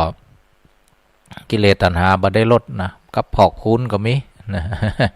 ปริญญาบัตรนี่บางทีมันเกี่ยวกับความลวกทางสมองความจำทางสมองปัจจัยความรักลวกทางจิตทางใจเนาะแต่บางทีบางคนนี่เป็นคู่ขนานนะจบด็อกเตอร์ตัวลวกทั้งสมองความจำตัวลวกทั้งจิตวิญญาณตัวเปิ่นดีพูดง่ายๆว่าทางโลกิยะเปิ่นก็ไม่ให้เสียทางโลกุตระก็สวยงามนี่อันนี้ก็เป็นนาบุคคลยกย่องเนาะบุคคลมันมีหลายประเภทนะที่พุทธองค์ได้ตรัสไว้นะเพราะว่าด้วยบุคคลนี่นะบุคคลมีสองอย่างบุคคลตาดีหนึ่งข้างนะตาบอดหนึ่งข้างเอกนะบางคนตาดีทั้งสองข้างนะบางคนบอดทั้งสองข้างนี่นะนั่นก็หมายความว่าตั้งโลกกับอันตั้งจิตตั้งใจก็บ่ได้พัฒนานี่บอดทั้งสองข้างนะบางคนมี3ประเภทนะบางคนมี4ประเภทนะอย่าง4ประเภทอย่างเช่นคนมืดมามืดไปนะบางคนมืดมาและสว่างไปบางคนเปรียบเหมือนเป็นบุคคลประเภทที่3ก็คือสว่างมาแล้วก็มืดไปนะบุคคลบางคนสว่างมาสว่างไปนะเนี่ยศรัทธาวิถีชีวิตของมนุษย์เนี่ยมืดมามืดไปก็คือเกิดในตระกูลบดีมีฐานะบดีก็ยังมาทำชั่วอยู่นะหรือบั้นปลายเบื้องต้นบดีเบื้องปลายก็ยังบดีอยู่ไว้ไหนก็บดีบ่ว่าไว้ต้นหรือไว้ชราไว้ปลายนะนี่ถึงไหนยะว่ามนุษย์ของเขาก็มีความแตกต่างจะเยอะนะบางคนก็มืดมาสว่างไปจากเดิมว่าโดยฐานะก็เป็นคนที่ฐานะบดีกานะในที่สุดก็พัฒนาตัวเก่าจนสร้างฐานะได้อันนี้มองในมิติทั้งโลกนะมิติทางธรรมก็คือเกิดมาแล้วอาจจะมืดมาก็คือข้างแรกแต่นะก็ซับซ้อนวุ่นวายนะเป็นคนบ่ค่อยดีเท่าไหร่นะพอตอนหลังมากลับเนื้อกลับตัวต้นร้ายปลายดีนี่เขาเรียกว่ามืดมาแล้วสว่างไปบางคนก็สว่างมามืดไปก็หมายความว่าโดยฐานะของพ่อของแม่นะเป็นคนที่ตั้งฐานะดีอย่างดีแต่ตัวเก่าไม่สามารถจะรักษาสถานะความดีที่พ่อแม่บรรพบุรุษปูทางไว้ให้ได้ทำให้ครอบครัว เจ๋งละเนระนาดนี่เขาเรียกว่าสว่างมาแล้วก็มืดไปนะก็เช่นกันก็หมายความว่าเกิดมาในสุคติภูมิเป็นมนุษย์จัดดีในที่สุดกับมีพฤติกรรมนะไปทางเส้นทางนรกเส้นทางสัตว์เดรัจฉานนะเส้นทางเปรตเป็นทางที่บดีนี่เรียกว่าสว่างมาแล้วก็มืดไปนะบางคนนี่เขาเรียกว่าประเภทที่4สว่างมาสว่างไปก็คือโดยฐานะก็คือพ่อแม่ตระกูลมีฐานะดีลูกมาถึงลูกถึงหลานก็ขยันหมั่นเพียรรักษาสถานะหรือแม้กระทั่งพ่อแม่เป็นคนมีศีลมีธรรมเป็นแบบอย่างที่ดีก็ยังสานต่อตันติแบบแผนที่พ่อแม่ได้ปูทางไว้หรือแห่งลักษณะหนึ่งก็คือจากเดิมที่พ่อแม่มีสัมมาทิฏฐิอยู่แล้วก็ยังอุปถากอุปถัมภ์สนใจในธรรมอย่างสม่ำเสมอไม่ให้ทั้งครอบครัวทั้งตัวเองได้หลุดจากวงจรแห่งคุณธรรมจริยธรรมศีลธรรมมโนธรรมยุติธรรมพวกนี้นะก็คือมีธรรมมาก็รักษาธรรมไว้นี่เขาเรียกว่าสว่างมาสว่างไปนี่สตาสาธุชนทั้งหลายเขาก็ต้องมีชุดปรัชญาคติธรรมที่ทำมือเฮาได้มีแนวทางแนวปฏิบัตินะ มันถ้าเป็นมืดมาอาจจะตกละกำลำบากนะโดยสถานะกะหรือว่าโดยที่โอกาสบ่ได้มีโอกาสได้ปฏิบัติธรรมมาพบก็ยกตัวเก่าให้เจริญงอกงาม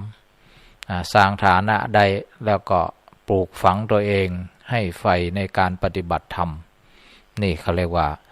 มืดมาเบื้องต้นอาจจะโซซัดโซเซบ่ค่อยดีต่อใดแล้วตอนหลังมาก็สว่างเกิดสัมมาทิฏฐิจากเดิมมิจฉาทิฏฐิก็กลายเป็นสัมมาทิฏฐิอันนี้ประเภทนี้พระพุทธองค์ก็ยกย่องแห่งประเภทหนึ่งก็คือสว่างมาสว่างไปอันนี้ก็เช่นกันครอบครัววงศกุลอยู่ในสัมมาทิฏฐิก็บ่ได้เขวก็ยังเดินทางสัมมาทิฏฐิในทางธรรมหรือพ่อแม่ ผู้ใหญ่ในวงตระกูลชอบปฏิบัติธรรมก็ยังเจริญรอยตามนี้บ่ฮือเสื่อมบ่ฮือเสียหรือแม้กระทั่งตัวเก่าเกิดมาในสุคติภูมิก็สามารถดำเนินทางในทางที่ดีสุคติภูมิในอริยภูมิเขาเรียกว่าสว่างมาสว่างไปแล้วแต่เฮาศรัทธาอยู่ที่จะเลือกนะศาสนาพุทธของเฮาในเป็นศาสนาแห่งการกระทำมันอยู่ที่ว่าเฮาเลือกที่จะเลือกเส้นทางไปทางดีหรือทางร้ายทางดำหรือทางขาวทางสุขหรือทางทุกข์เฮาก็พอได้บัดเดียวนี่มันติดจรวดนะโหหันกันหมดบางคนก็เฮาก็หันถ้ามีเรื่องมีราวอย่างเนี้ยเขาตึงสืบตึงอันนี่หมดตึงสืบตึงเอามาประจานในที่สุดแล้วเฮาก็มาน้อมนึกว่าที่เขาเดือดร้อนถึงวันเนี่ยบ่เหลืออย่างสักอย่างจากเดิมเป็นคนที่มีความสุขดูแล้วเหมือนมีความสุขดูแล้วเหมือนมีฐานะเอกในที่สุดถ้ามันได้มาโดยสีเทากะโดยสีดำกะเอาไปเอามาโดนจับโดนอย่างมากับบ่เหลืออย่างสักอย่างเนี่ยอย่างกรณีที่ผู้บริหารท้องถิ่นโดนจับว่าโกงกะยังกะเนี่ยก็สินเนี่ยเฮามาพอว่ามันตีมาตีไปเดือดร้อนกันทั้งหมดเสียชื่อเสียเสียงเฮานี่ดีศรัทธาญาติโยมทั้งหลายรักษาฐานภูมิรู้ภูมิธรรมภูมิฐานภูมิปัญญาเนี่ยภูมิก็คือพื้นฐานภูมิก็คือแผ่นดินนั่นเฮาก็อยู่ที่ว่าถ้าเฮาดูแลรักษาดินดีฐานดีเอาไปปลูกต้นไม้ต้นตอกมันก็จะเจริญงอกงาม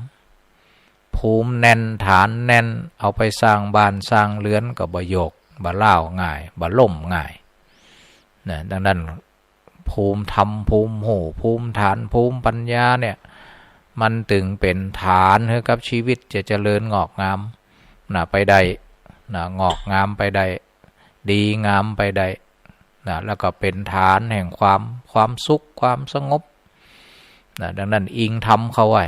โดยเฉพาะกุศลธรรมศรัทธาสาธุชนนี่แหละเฮาก็ฟังย่ำซ้ำทวนกันก็เรื่องพวกนี้ละศีลธรรมจริยธรรมมนุษยธรรมมโนธรรมมันหนีไปไหนมันเหมือนกับน้ำใสสะอาดจะกินเวลาใดอย่างใดมันก็ยังเกื้อกูลเป็นประโยชน์แก่ร่างกายที่ร่างกายเฮาอยู่ได้ทำให้อวัยวะส่วนต่างๆไม่ผิดปกติอันทำงานใดเป็นปกติก็เพราะอาศัยน้ำนี่แหละน้ำใสสะอาดเช่นกันศรัทธาสาธุชนทั้งหลายชีวิตของมนุษย์สุขแล้วสุขแหมบ่ได้วุ่นวายสงบแล้วสงบแหมถึงแม้จะมีดีมีร้ายแต่ว่าถึงแม้ทุกข์กระทบแต่ใจไม่กระเทือนก็เพราะอาศัยใจที่อิงธรรมะใจที่สัมผัสธรรมะใจที่มีภูมิรู้ภูมิธรรมภูมิฐาน แล้วก็ภูมิปัญญามาเป็นเครื่องหล่อเลี้ยงมาเป็นปุ๋ยเนาะมาเป็นวิตามินก็ได้นะแล้วแต่เขาจะเลือกเรียกเอานะถ้าเปรียบเหมือนปุ๋ยก็เป็นเหตุให้ต้นไม้เจริญงอกงามถ้าเปรียบเหมือนวิตามินก็ทำให้กลไกมันทำงานได้ปกติดีนะไม่ลวนนะธรรมะก็เช่นกันโดยเฉพาะกุศลความดีกุศลธรรมนี่นะความดีทำไปแล้วก็เหมือนกับปุ๋ยเหมือนกับดินดีเนี่ยมันจะทำให้ชีวิตเจริญงอกงามเจริญในด้านอยู่เย็นเป็นสุขนะเจริญในด้านสมบูรณ์พูนสุขเจริญในด้านมั่งมีสีสุขนี่มันเจริญแล้วยังพอถ้าอู้ถึงเรื่องถ้าเปรียบเหมือนปุ๋ยก็จะเป็นเหตุให้เจริญงอกงามถ้าเป็นฐานถ้าเป็นธรรมะเปรียบเหมือนฐานภูมิฐานเหมือนแผ่นดินที่มันมั่นคงมันแน่นดีมั่นคงดีนะเวลาเราจะปลูกอาคารบ้านเรือนที่ไหนมันประโยคดินที่มันยุ่ยดินที่มันอย่างก็มันปวกเปียกมันแน่นลองไปเถอะสร้างบ้านบัดเอาใดนะเดี๋ยวก็เอียงเดี๋ยวก็ร้าวเดี๋ยวก็สุดมนุษย์ก็เหมือนกันถ้าบ่มีธรรมะเป็นภูมิฐานบ่มีธรรมะเป็นภูมิธรรมภูมิฐานมันยากนะเดี๋ยวก็ร้าวหันร้าวนี่ร้าวนี่มันแสดงออกถึงเขาเรียกว่ามันร้าวจะได้พ่องมันอยู่มันบ่เหมือนเดิมนะแต่ก่อนนี่ฝาบ้านจัดดีร้าวไปมันบ่เหมือนเดิมนี่คำว่าร้าวมันแตกมันร้าวเหมือนกันถ้ามีธรรมะนะเป็นสามีอยู่ดีๆก็เหมือนเดิมจากเป็นคนที่เอาใจใส่สื่อตรงจงรักหนักแน่นก็กลายเป็นคนมากรัก มากรักปากชั่วมัวเมานอกใจละ มันเหมือนเดิมนี่ถ้ามันร้าวเพราะไม่มีธรรมเป็นฐานเนี่ยมันนักแน่นบางคนที่มันร้าวนะบ่ใจในฐานะครอบครัวอย่างเดียวไปทำงานที่ไหนแต่ก่อนสื่อสัตย์อย่างดีตรงต่อเวลาสื่อสัตย์เอาไปเอามาเริ่มหาวิธีโกงบ่ตรงเวลาละโกงละนี่เขาเรียกว่าขาดธรรมะเป็นพื้นฐานในเรื่องของชีวิตศรัทธาสาธุชนทั้งหลายวันนี้ก็ขึ้น11 ค่ำนะเหลือแฮม4 วันเนาะก็เป็นวันออกพรรษาดังที่กล่าวชั่วโมงแรกอันนี้เป็นจัดรายการสดแล้วศรัทธาสาธุชนก็โทรมาได้เนาะเป็นกำลังจิตกำลังใจบางท่านโทรหาว่าออกแต่กาพระอาจารย์เพราะว่าในช่วงกลางคืนนี่ได้หับฟังกว้างขวางหลายสถานีช่วง20 ทุ่มถึง4 ทุ่มนี่นะก็เป็นวันพุธที่4ของเดือนแต่ถ้าปกติที่อาจจะเชื่อมไปหลายสถานีนักก็ช่วง6 โมงแรงถึง2 ทุ่มทุกวันพุธก็เช่นกันอันนี้ก็เป็นกำลังจิตกำลังใจให้ศรัทธาสาธุชนทั้งหลายว่าเดี๋ยวเขาก็มองสังคมของเขาก็น่าสลดหดหูเหมือนกันจะไปอินให้เจน อินให้เจนเนี่ยบางทีเครียดเนาะความตุกความเครียดบางทีมันย่ายได้นะถ้าเขาอินนะถ้าระมัดระวังบางทีเปิ่นนั้นมีเรื่องมีราวกันที่กรุงเทพนะท่าตัวเก่าก็ล้มเหมือนนักมวยเนาะเปิ่นตีกันนั่นอันอยู่กรุงเทพเปิ่นนะบางทีเนี่ยคนนั้นล้มขึ้นอยู่ลำปางบ่อง อันนี้เขาเรียกว่าอินลำไฟดูละครก็เหมือนกันโทรศัพท์มาละขอรับสายกันเจริญพร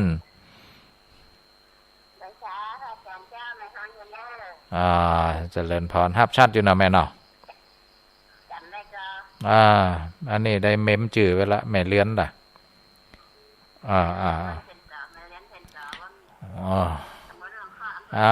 นานเจริญพรนะแม่เนอ เจริญพร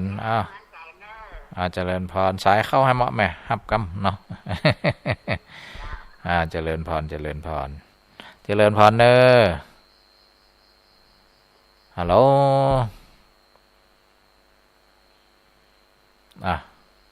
ไปในยามโมนะเสียงเงียบอยู่ละเจริญพรเจริญเจริญพรเด้อแม่แสงล่าเนอ โอ้นพี่น้องวังเหนือเนาะนี่วันนี้ก็เจริญพรเด้อนี่พี่น้องวังเหนือบ้านเกิดอาตมาภาพนะบ้านวังเจริญอนุโมทนาสายเนาะเป็นกำลังจิตกำลังใจให้ศรัทธาญาติโยมเนาะเนี่ยธรรมะเนี่ยก็ธรรมะเขาเรียกว่าศีลธรรมก็ได้ในช่วงของกำกับกายวาจาดีเนี่ยเป็นพื้นฐานยกระดับขึ้นไปแหมน้อยก็จิตใจหนังสมาธิบ่อยๆอันนี้ก็สำคัญนะสมาธินี่นะมันเป็นนิรามิตสุขเนาะสุขที่บดีอิงอาศัยตั้งนอกนะบางคนเนี่ยเขาเรียกว่าสามิตสุขนะสุขที่อาศัยเหยื่อหล่อเนี่ยก็ต้องไปหารูปไม่หาเสียงไม่หากลิ่นไม่หารสเนี่ยนะอันนี้ต้องเสียงตังนะแต่สมาธินี่นิรามิตสุขนะสุขต้องไม่อาศัยเหยื่ออะไรข้างนอกเจริญพรฮัลโหลแนะนำตัวด้วยเนอะ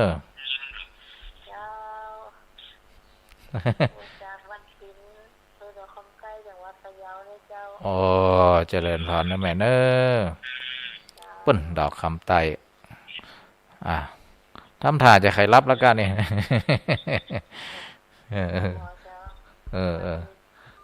เจริญพรนะแม่เนอะเจริญพรปุ้นมาจากดอกคำไตปุ่นเนาะเนาะก็โอ้กว้างขวางนะก็ให้กำลังจิตกำลังใจโมเฮานะมีธรรมะเก็ดเล็กเก็ดน้อยเพราะว่าแสงเทียนเนี่ยมันจะนักจะน้อยเทียนเล่มใหญ่เล่มน้อยนะจุดขึ้นมาแล้วก็อย่างน้อยก็เป็นตัวช่วยเฮาหันสมมติว่ามันมืดเนาะในห้องที่มันมืดหนทางที่มันมืดนี่นะเวลาจุดเทียนขึ้นมาจะเทมใหญ่เล่มน้อยอย่างน้อยก็แสงสว่างที่ถูกจุดขึ้นมาเนี่ยก็ได้เฮาได้หันนี่นะถ้าเล่มใหญ่น้อยก็สว่างน้อยถ้าเล่มน้อยก็สว่างเหมือนกันการที่ฟังเทศน์ฟังธรรมจะฟังหนักฟังน้อยก็ล้วนแล้วแต่เหมือนกับเขาได้รับแสงเทียนได้คอคิดสกิดลักธรรมขึ้นมาได้คิดเป็นคิดถูกคิดเป็นทางได้หลายครั้งที่คนทั้งหลายมืดแปดด้านเนาะไปหาหลวงปู่ไปหาหลวงป่อเนี่ยพอได้คอคิดมาเนี่ยโอ้มันเหมือนพลิกชีวิตนะศรัทธาสาธุชนทั้งหลายเนี่ยการได้รับธรรมะจากครูบาอาจารย์นี่ก็มีส่วนสำคัญอย่างเตียนนิทานเศรษฐีเจ็บหัวนะ เศรษฐีเจ็บหัวกระตึ้งบ่หายไปหักษากระตึ้งหายไปอันเนี่ยกะอัน ไปพอไปวัดหลวงปู่ว่าจะไปยากอย่างโรคปวดหัวปวดไมเกรนเนี่ยมันอาจจะเกิดจากนี่แหละสิ่งแวดล้อมก้าอย่างก้ามุมมองของห้องดีก็เอาจี้บ่ไปขอให้มองทุกอย่างเป็นสีเขียวเนอะเศรษฐีบ่เข้าใจอยากจะมองทุกอย่างเป็นสีเขียวเหมือนกันจะได้หายโรคไมเกรนไปบ้านก็สั่งเมียว่าแม่มันเนี่ยไปหาหลวงปู่มาละเพิ่นให้ข้อคิดหวานลองมองทุกอย่างเป็นสีเขียวเนอะอย่างกะเฮาโหละวิธีที่จะได้มองทุกอย่างเป็นสีเขียวเฮาต้องจัดการกับสิ่งแวดล้อมให้เป็นสีเขียวหมดนี่นะต่อไปนี่ผ้าม่านก็ไปเปลี่ยนอย่างเด้อเป็นสีเขียวเฮาจะทาบ้านเป็นสีเขียวเปลี่ยนหลังคาบ้านเป็นสีเขียวถ้วยจ้อนรองเท้าเสื้อผ้าเป็นสีเขียวหมดนี่นะเพื่อจะได้หายโรคไมเกรนนะก็ยุ่งยะยุ่งยามเหมือนกันนะ นะนี่ได้ครับฟังคำแนะนำแต่เข้าใจผิดเลยไปจัดการจะเปลี่ยนทุกอย่างในรอบตัวเนี่ยหันไผ่นี่จะไปนี่มดอ่ะจะไปเปลี่ยนเป็นอย่างมดอ่ะย่อมอันผมเป็นสีเขียวอ่ะนะมานี่เนี่ยข้าเป็นโรคไม้เกณฑ์ผันไผ่อยู่ใกล้มันได้อ๋อเอาผ้าสีเขียวนี่ไปนุ่งนี่นะเนี่ยเวลาเราลงทุนในเรื่องจะเปลี่ยนสิ่งข้างนอกเนี่ยมันต้องลงทุนสูงบางทีปัจจัยการแก้ปัญหาที่ถูกเนี่ยหลวงพ่อก็เขาแนะนำเศรษฐีคนนั่นไปแอวหาแก้กำละโลกหายมั่วทำถูกมั่วเอกอะโอ้ปรากฏว่าวันที่หลวงพ่อเดินทางจะไปแอวหาเศรษฐีที่บ้านนะเศรษฐีหันใส่ป๊อบรีบลงมาดักหลวงพ่อหน้าบ้านเมื่อหลวงพ่อเข้าบ้านพ่อหลวงพ่อนุ่งเหลืองบอกว่าห้ามเข้านะหลวงพ่อถ้าหลวงพ่ออยากเข้าบ้านผมเนี่ยหลวงพ่อต้องเปลี่ยนจีวรสีเหลืองเป็นสีเขียวก่อนเพราะหลวงพ่อแนะนำผมมาอย่างนี้เนี่ย มันเป็นจะได้เหรอก็หลวงพ่อแนะนำผมอย่างนี้ว่ามองทุกอย่างเป็นสีเขียวเนี่ยสีเหลืองแปลกปลอมมาแล้วเนี่ยหลวงพ่อต้องไปเปลี่ยนจีวรเป็นสีเขียวก่อนเดี๋ยวผมจะนิมนต์เข้าไปบ้านแล้วโลกไปจะได้ผ่องมาเดียวนี่ก็เนี่ยประเดี๋ยวนี่กำลังขึ้นอึดแล้วเนี่ยไม้เกณฑ์เนี่ยเพราะสีเหลืองมาแปลกปลอมแล้วนี่ ย้อนหลวงพ่อนะมานะอยู่บ้านน่ะยังก็เป็นสีเขียวมาละนะผ้าม่านสีเขียวทาสีบันปินสีเขียวหลังคาสีเขียวถ้วยซ้อนสีเขียวหมด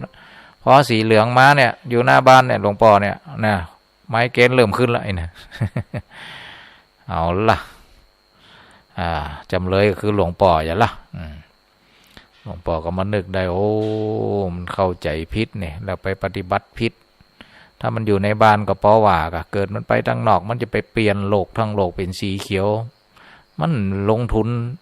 อันนักกว่าแล้วก็ในที่สุดในจาดนี่ก็จะมัวแต่ไปเปลี่ยนทุกสิ่งทุกอย่างที่ตัวประสบเป็นสีเขียวมันเป็นไปบ่ได้เนี่ยหลวงพ่ออธิบายให้ฟังที่บอกว่ามองทุกอย่างเป็นสีเขียวไม่ได้บอกให้เศรษฐีว่าจะเปลี่ยนทุกอย่างที่ตัวเองไปประสบพบเจอ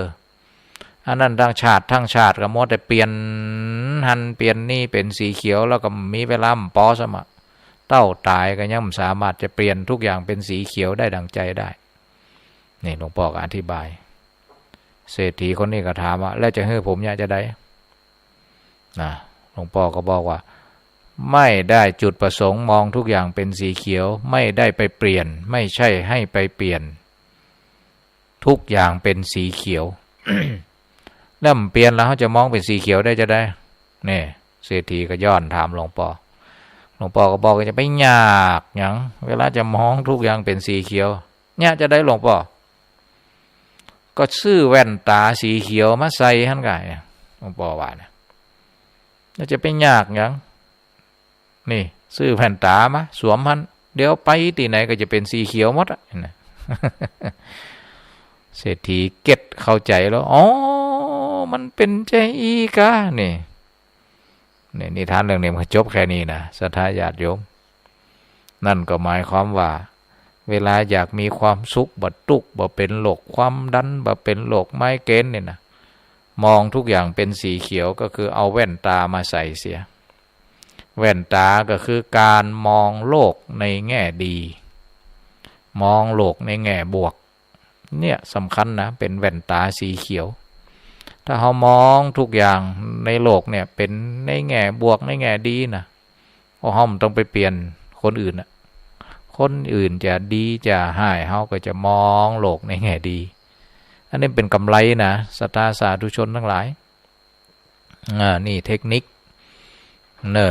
มันเป็นศาสตร์อย่างหนึ่งมันเป็นคำสอนที่เรื่องของการมองคิดดี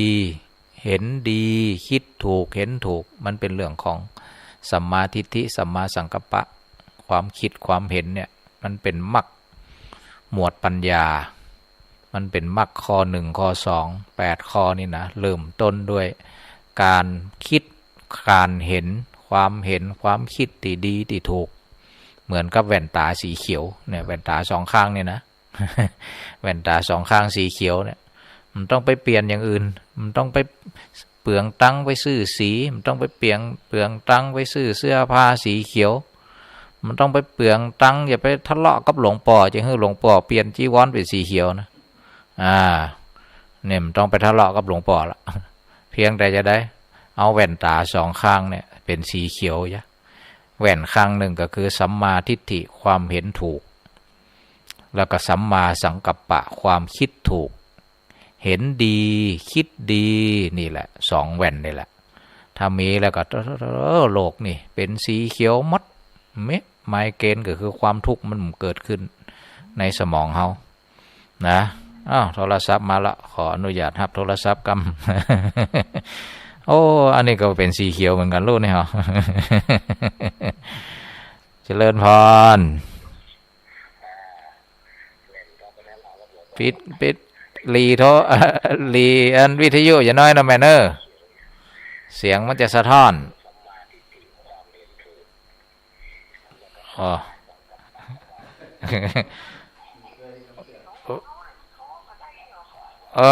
ได้กะ โอ้เปิดด้านนี้แหมะเวลาจะโทรหาอันพระอาจารย์กับรีเสียงวิทยุอยู่เด้อพอมันเสียงได้ยินปุ่นกับเสียงอูเพ่มันจะนั้นแบบอันนี้กันนะพร้อมกันแล้วมันจะก้องมันจะหอนเนาะ อันนี้นิทานหนึ่งเรื่องแล้วนะนี่อันก็ได้นิทานธรรมะหมูป่าเนาะ หมูป่าก็คือกิเลสตัณหานะแว่นสีเขียวก็คือมองโลกในแง่ดีนี่ได้นิทานธรรมะสองเรื่องละเจริญพรเจ้ากับไอ้สาเจ้าอาจารย์แนะนำตัวเนอตั้งใดนะแม่คำนวณทั้งอยู่บ้านดินดำแต่บนเทซ่อนแล้วเป็นเมืองปานจ้าดินดำนี่ ชัดอยู่เนาะแม่เนาะเจ้าชัดเจนดีเจ้าฟังตั้งไหนนี่ฟังตั้งเชียงใหม่บุญกะหรือว่าตั้งของลำปางเขาเนี่ยของเล่นนิถินล้านนาเจ้าอ๋อได้ถ้าเท่ากับได้กาดี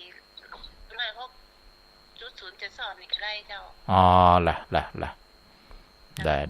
ดีละขอบคุณเนอเจริญพรเนอเจ้าดีละก็ญาติโยมได้ฟังธรรมะยามดึกวันนี้นะ ยามดึกวันนี้ก็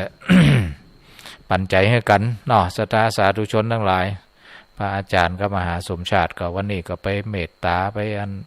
เป็นเนื้อนาบุญคือกำลังจิตกำลังใจของญาติโยมที่สูญเสียผู้เป็นป่อไปนะป่อมานิดนะก็เป็นคืนสุดท้ายวันนั้นนี่ก็ได้เล่าเรื่องราวเกี่ยวกับธรรมะเกร็ดจากนิทานธรรมะนิทานธรรมะเนี่ยมันเป็นตัวละครในธรรมะเนี่ยมันเหมือนกับเป็นตัวละครก็คือตัวเฮานี่แหละนะเหมือนนิทานอีสปก็นิทานต่างๆเนี่ยนะบางทีเป็นเรื่องจริงที่เขาเรียกว่าชาดกก็คือเรื่องราวที่เป็นชาติปางก่อนของแต่ละคนโดยเฉพาะพระเจ้า500จาพระเจ้า10จาดก็ดีหรือ500จาดก็ดีเนี่ยไปอ่านดูเนอะไปอ่านดูว่าเนี่ยมนุษย์เฮาเนี่ยมีเรื่องราวประสบการณ์ชีวิตถูกบันทึกไว้นะเหมือนซิมของเฮาเนี่ยกะศรัทธาสาธุชนทั้งหลายต้องบันทึกแล้วบันทึกแหมลบออกไปกับบันทึกแหมนี่เหมือนกันเฮาถาดดินถาดน้ำเกิดมาจากนี่ดับไปก็เหมือนกับมันข้อความมันเกิดขึ้นมาเนี่ยนะพอมันเกิดป๊อบโดนลบออกจากเดี๋ยวก็เกิดแหมข้อความใหม่มาแหมอย่างกะเวียนว่ายตายเกิดอย่างนี้แหละชีวิตของมนุษย์เฮาแต่อย่างไรอย่างดีในเมื่อมันเกิดแล้วมันเกิดคือมันเกิดดีไม่ใช่เกิดแล้วขาดทุนเนาะเกิดแล้วตุกให้นะอยากนะมันยิ่งอยากก็ไม่ปัญหาขอมันอย่าตุกเนาะทุกยากบางคนนี่เสีย2เด้งกันนะเสีย2อย่างก็คือตึงทุกตึงอยากแต่ความยากนี่ไม่มีปัญหาขอเราอย่าทุกขอเราอย่าทุกบางทีนี่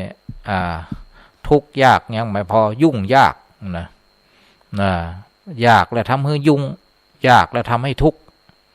แต่ถ้าคนมีธรรมะเนี่ยถึงแม้จะยากแต่ไม่ทุกข์ถึงแม้จะยากแต่ไม่ยุ่ง มีสติอยากเนี่ยเขาห้ามมาได้นะความอยากเนี่ยแค่กระอันหายใจก็ยากละหายใจเข้าหายใจออกจะบรรเทาความหิวก็อยากนะแต่จะไปให้มันยุ่งจะบรรเทาความหิวก็บรรเทาเรื่องการโดนพลัดพรากก็โดนนินทาก็นี่มันยากที่จะห้ามได้นะเขาห้ามมาได้เรื่องการนินทาการสรรเสริญนะห้ามมาได้นะแต่ว่าอย่าไปให้มันยุ่งอย่าให้มันตุกยากนี่ยากได้แต่บางคนนี่เสียทั้งสองทั้งทุกข์ยากทั้งยุ่งยากวันนี้ก็อาจารย์มหาสมชาติได้โน้ตมานี่นะก็มีแฟนรายการจากพะเยาเนอะมาแอวที่วัดบรรพตสถิตนะแม่ทองซิดดวงพยศนะก็ได้มาแอวไม่ได้เจอพระอาจารย์นะเจอพระมหาสมชาติก็ยังดีละนะพระอาจารย์ถึงวันนี้ก็ยังว่านะหลายหน้าที่หลายตำแหน่ง4 วันนี่ก็3 วันนี่ก็ปุ้นละวังเหนือถึงวันนะพอเปิดสอบนักธรรมเจ้าคณะอำเภอนี่เป็นผู้ประธานอำนวยการสนามสอบเกิดเรื่องเกิดเล่ายังก็โดนนะดังนั้นก็ต้องไปถึงวันนะเจ้ามาก็ไปละแรงมาก็อย่างนกเนี่ย ก็เบอร์โทรศัพท์พระอาจารย์เนาะโทรผ่องกับมีปัญหานะจดไว้ก็ดีเหมือนกันนะเนี่ยพระอาจารย์สมชาติว่าบอกเบอร์บ่อยๆหน่อยนะ086 586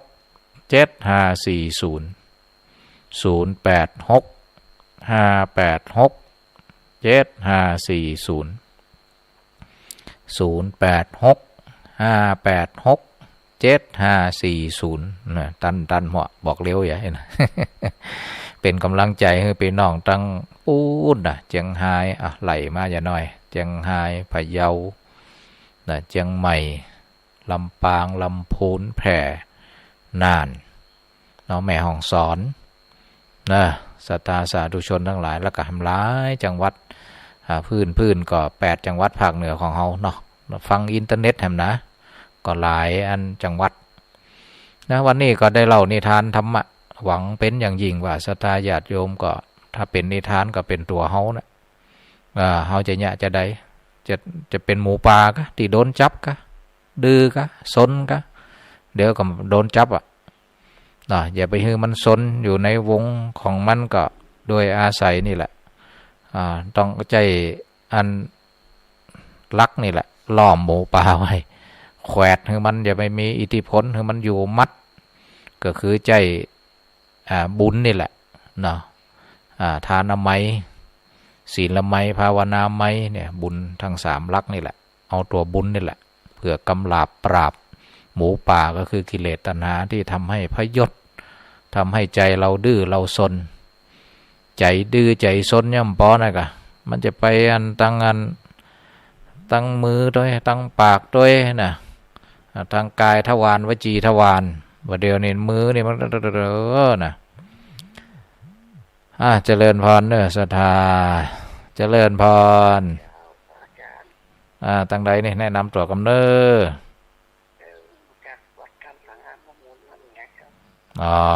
โอ้ทำผ่างามวังเหนือเนาะ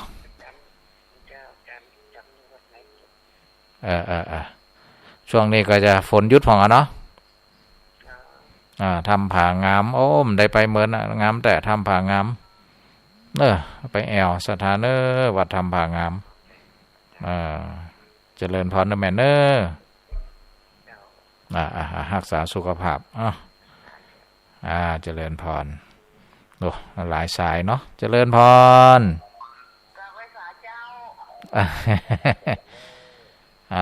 ลีวิทยุลีวิทยุอย่างน้อยนะแม่เนอเจริญ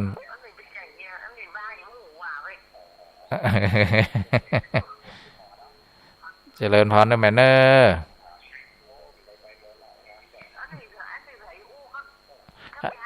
อันนี้พระมหานพดลพระมหานพดล ก็น่ากะก็นั่นเลยย้ายเปิดวิทยุนะกะ มันก็เลยเสียงกล้องนะกะ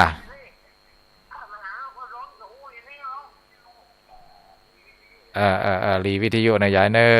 เปิดมารีวิทยุเนาะเจริญพรทางใดนี่มันแรงแหละได้ยินชัดอยู่เนาะแม่เนาะแม่ยังก็นี่แม่ติ๊บเนาะเจริญพรเด้อแม่เนอยินดีจัดนักเนาะเจริญพรเด้อแม่ติ๊บเนอสายอื่นเข้ามาแฮมคนละเล็กคนละน้อยเนาะแม่เนาะชั่วโมงสุดท้ายแล้วนี่ สายเข้าแฮมะเจริญพร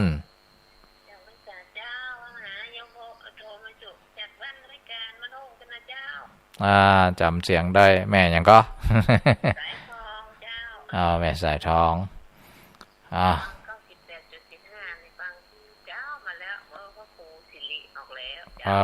ดีละพวกคุณได้อนุโมทนาบุญนะแม่เนเจริญพรได้ได้จ่าคนละเล็กละน้อยเนาะเจริญพร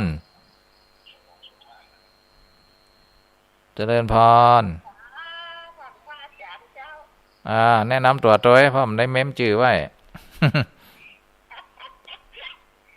แม่สีกุลแม่สีกุลตันทุละบ้านหนองรองจำได้ละ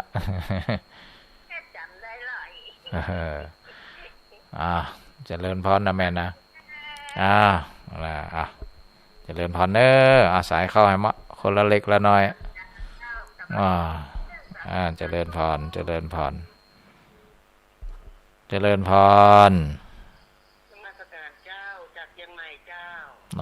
อำเภออย่างนั้นแม่น่าทุก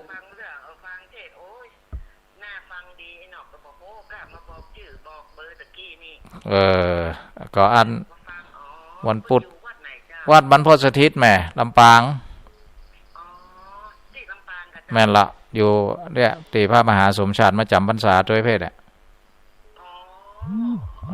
วัดบรรพตสถิต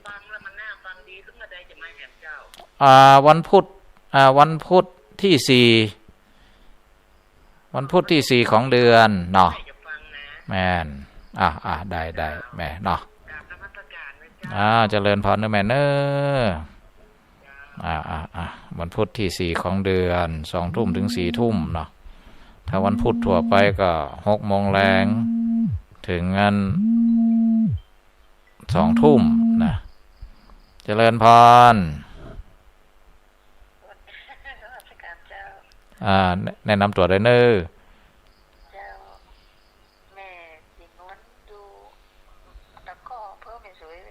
โอ้ถ้าก็แม่สวยผ่านตะกอนนี่จังหวัดเชียงรายตะกอนก็ไปอยู่วาวีป่ะน่ะ3 ปีกันตะกอนก็ไปอยู่วาวีป่ะน่ะดูแลถ้าก็ผ่านบ่อยอยู่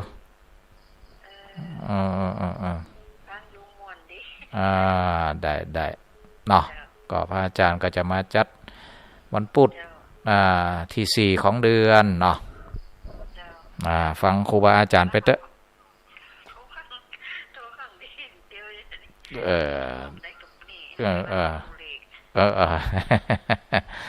ได้นะแม่เนาะ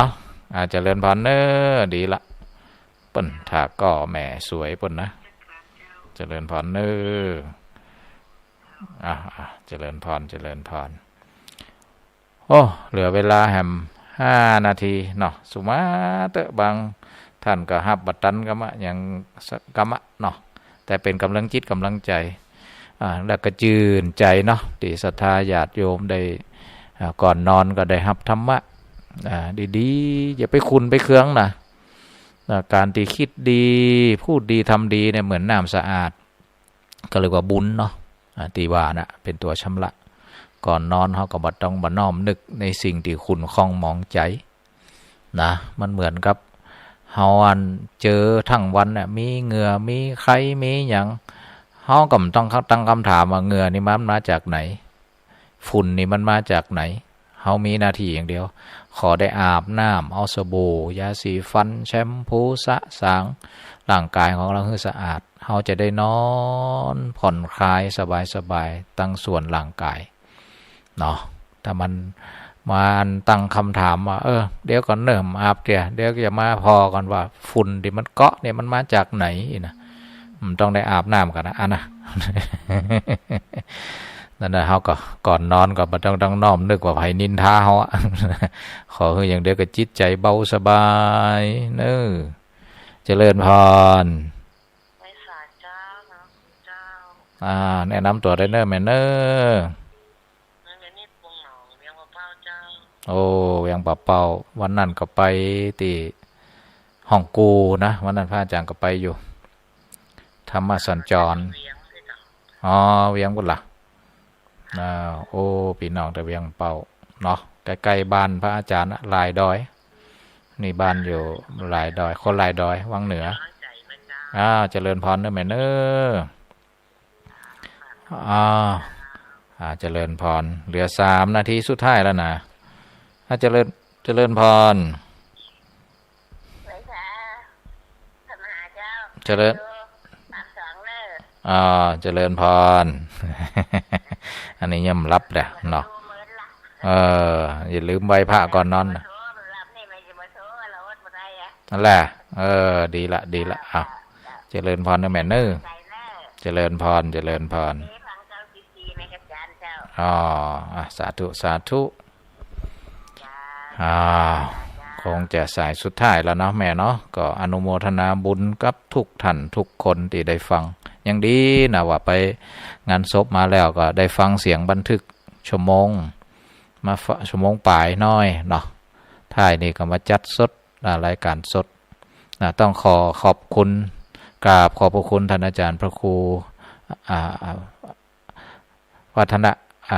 พิวัฒนวิกรมเนาะก็ตลอดถึงครูบาอาจารย์ทุกท่านในการที่เป็นเจ้าของสถานีญาติโยมเจ้าของสถานีเครือข่ายคลื่นสีขาวเพื่อชาวประชาทุกท่านที่ได้มาเฉลี่ยแบ่งปันเรื่องดีๆเพื่อให้เกิดบุญเกิดกุศลเนาะดังนั้นก็เหลือแฮมเบอร์กี่วันอย่าลืมออกพรรษาก็เข้าวัดเข้าวาเข้าวัดฟังธรรมจำศีลกินทานผลาญกิเลสสร้างเหตุแห่งความดีเอาก็เป็นวิถีพุทธวิถีธรรมของเขานี่แหละเนาะต้องขออนุโมทนาทุกท่านนะที่ได้มีส่วนช่วยให้ธรรมะได้เบ่งบานได้ช่วยธรรมะได้ปรากฏอยู่ในที่ทุกสถานโดยใช้เครือข่ายวิทยุคลื่นสีขาวโดยมีท่านครูอภิวัฒนวิกรมได้เป็นผู้อำนวยการที่คอยประสานงานครูบาอาจารย์ได้ร่วมในการขับเคลื่อนธรรมด้วยกันขอทุกท่านอยู่ดีมีสุขอยู่เย็นเป็นสุขสมบูรณ์พูนสุขทุกท่านทุกคนเทอญ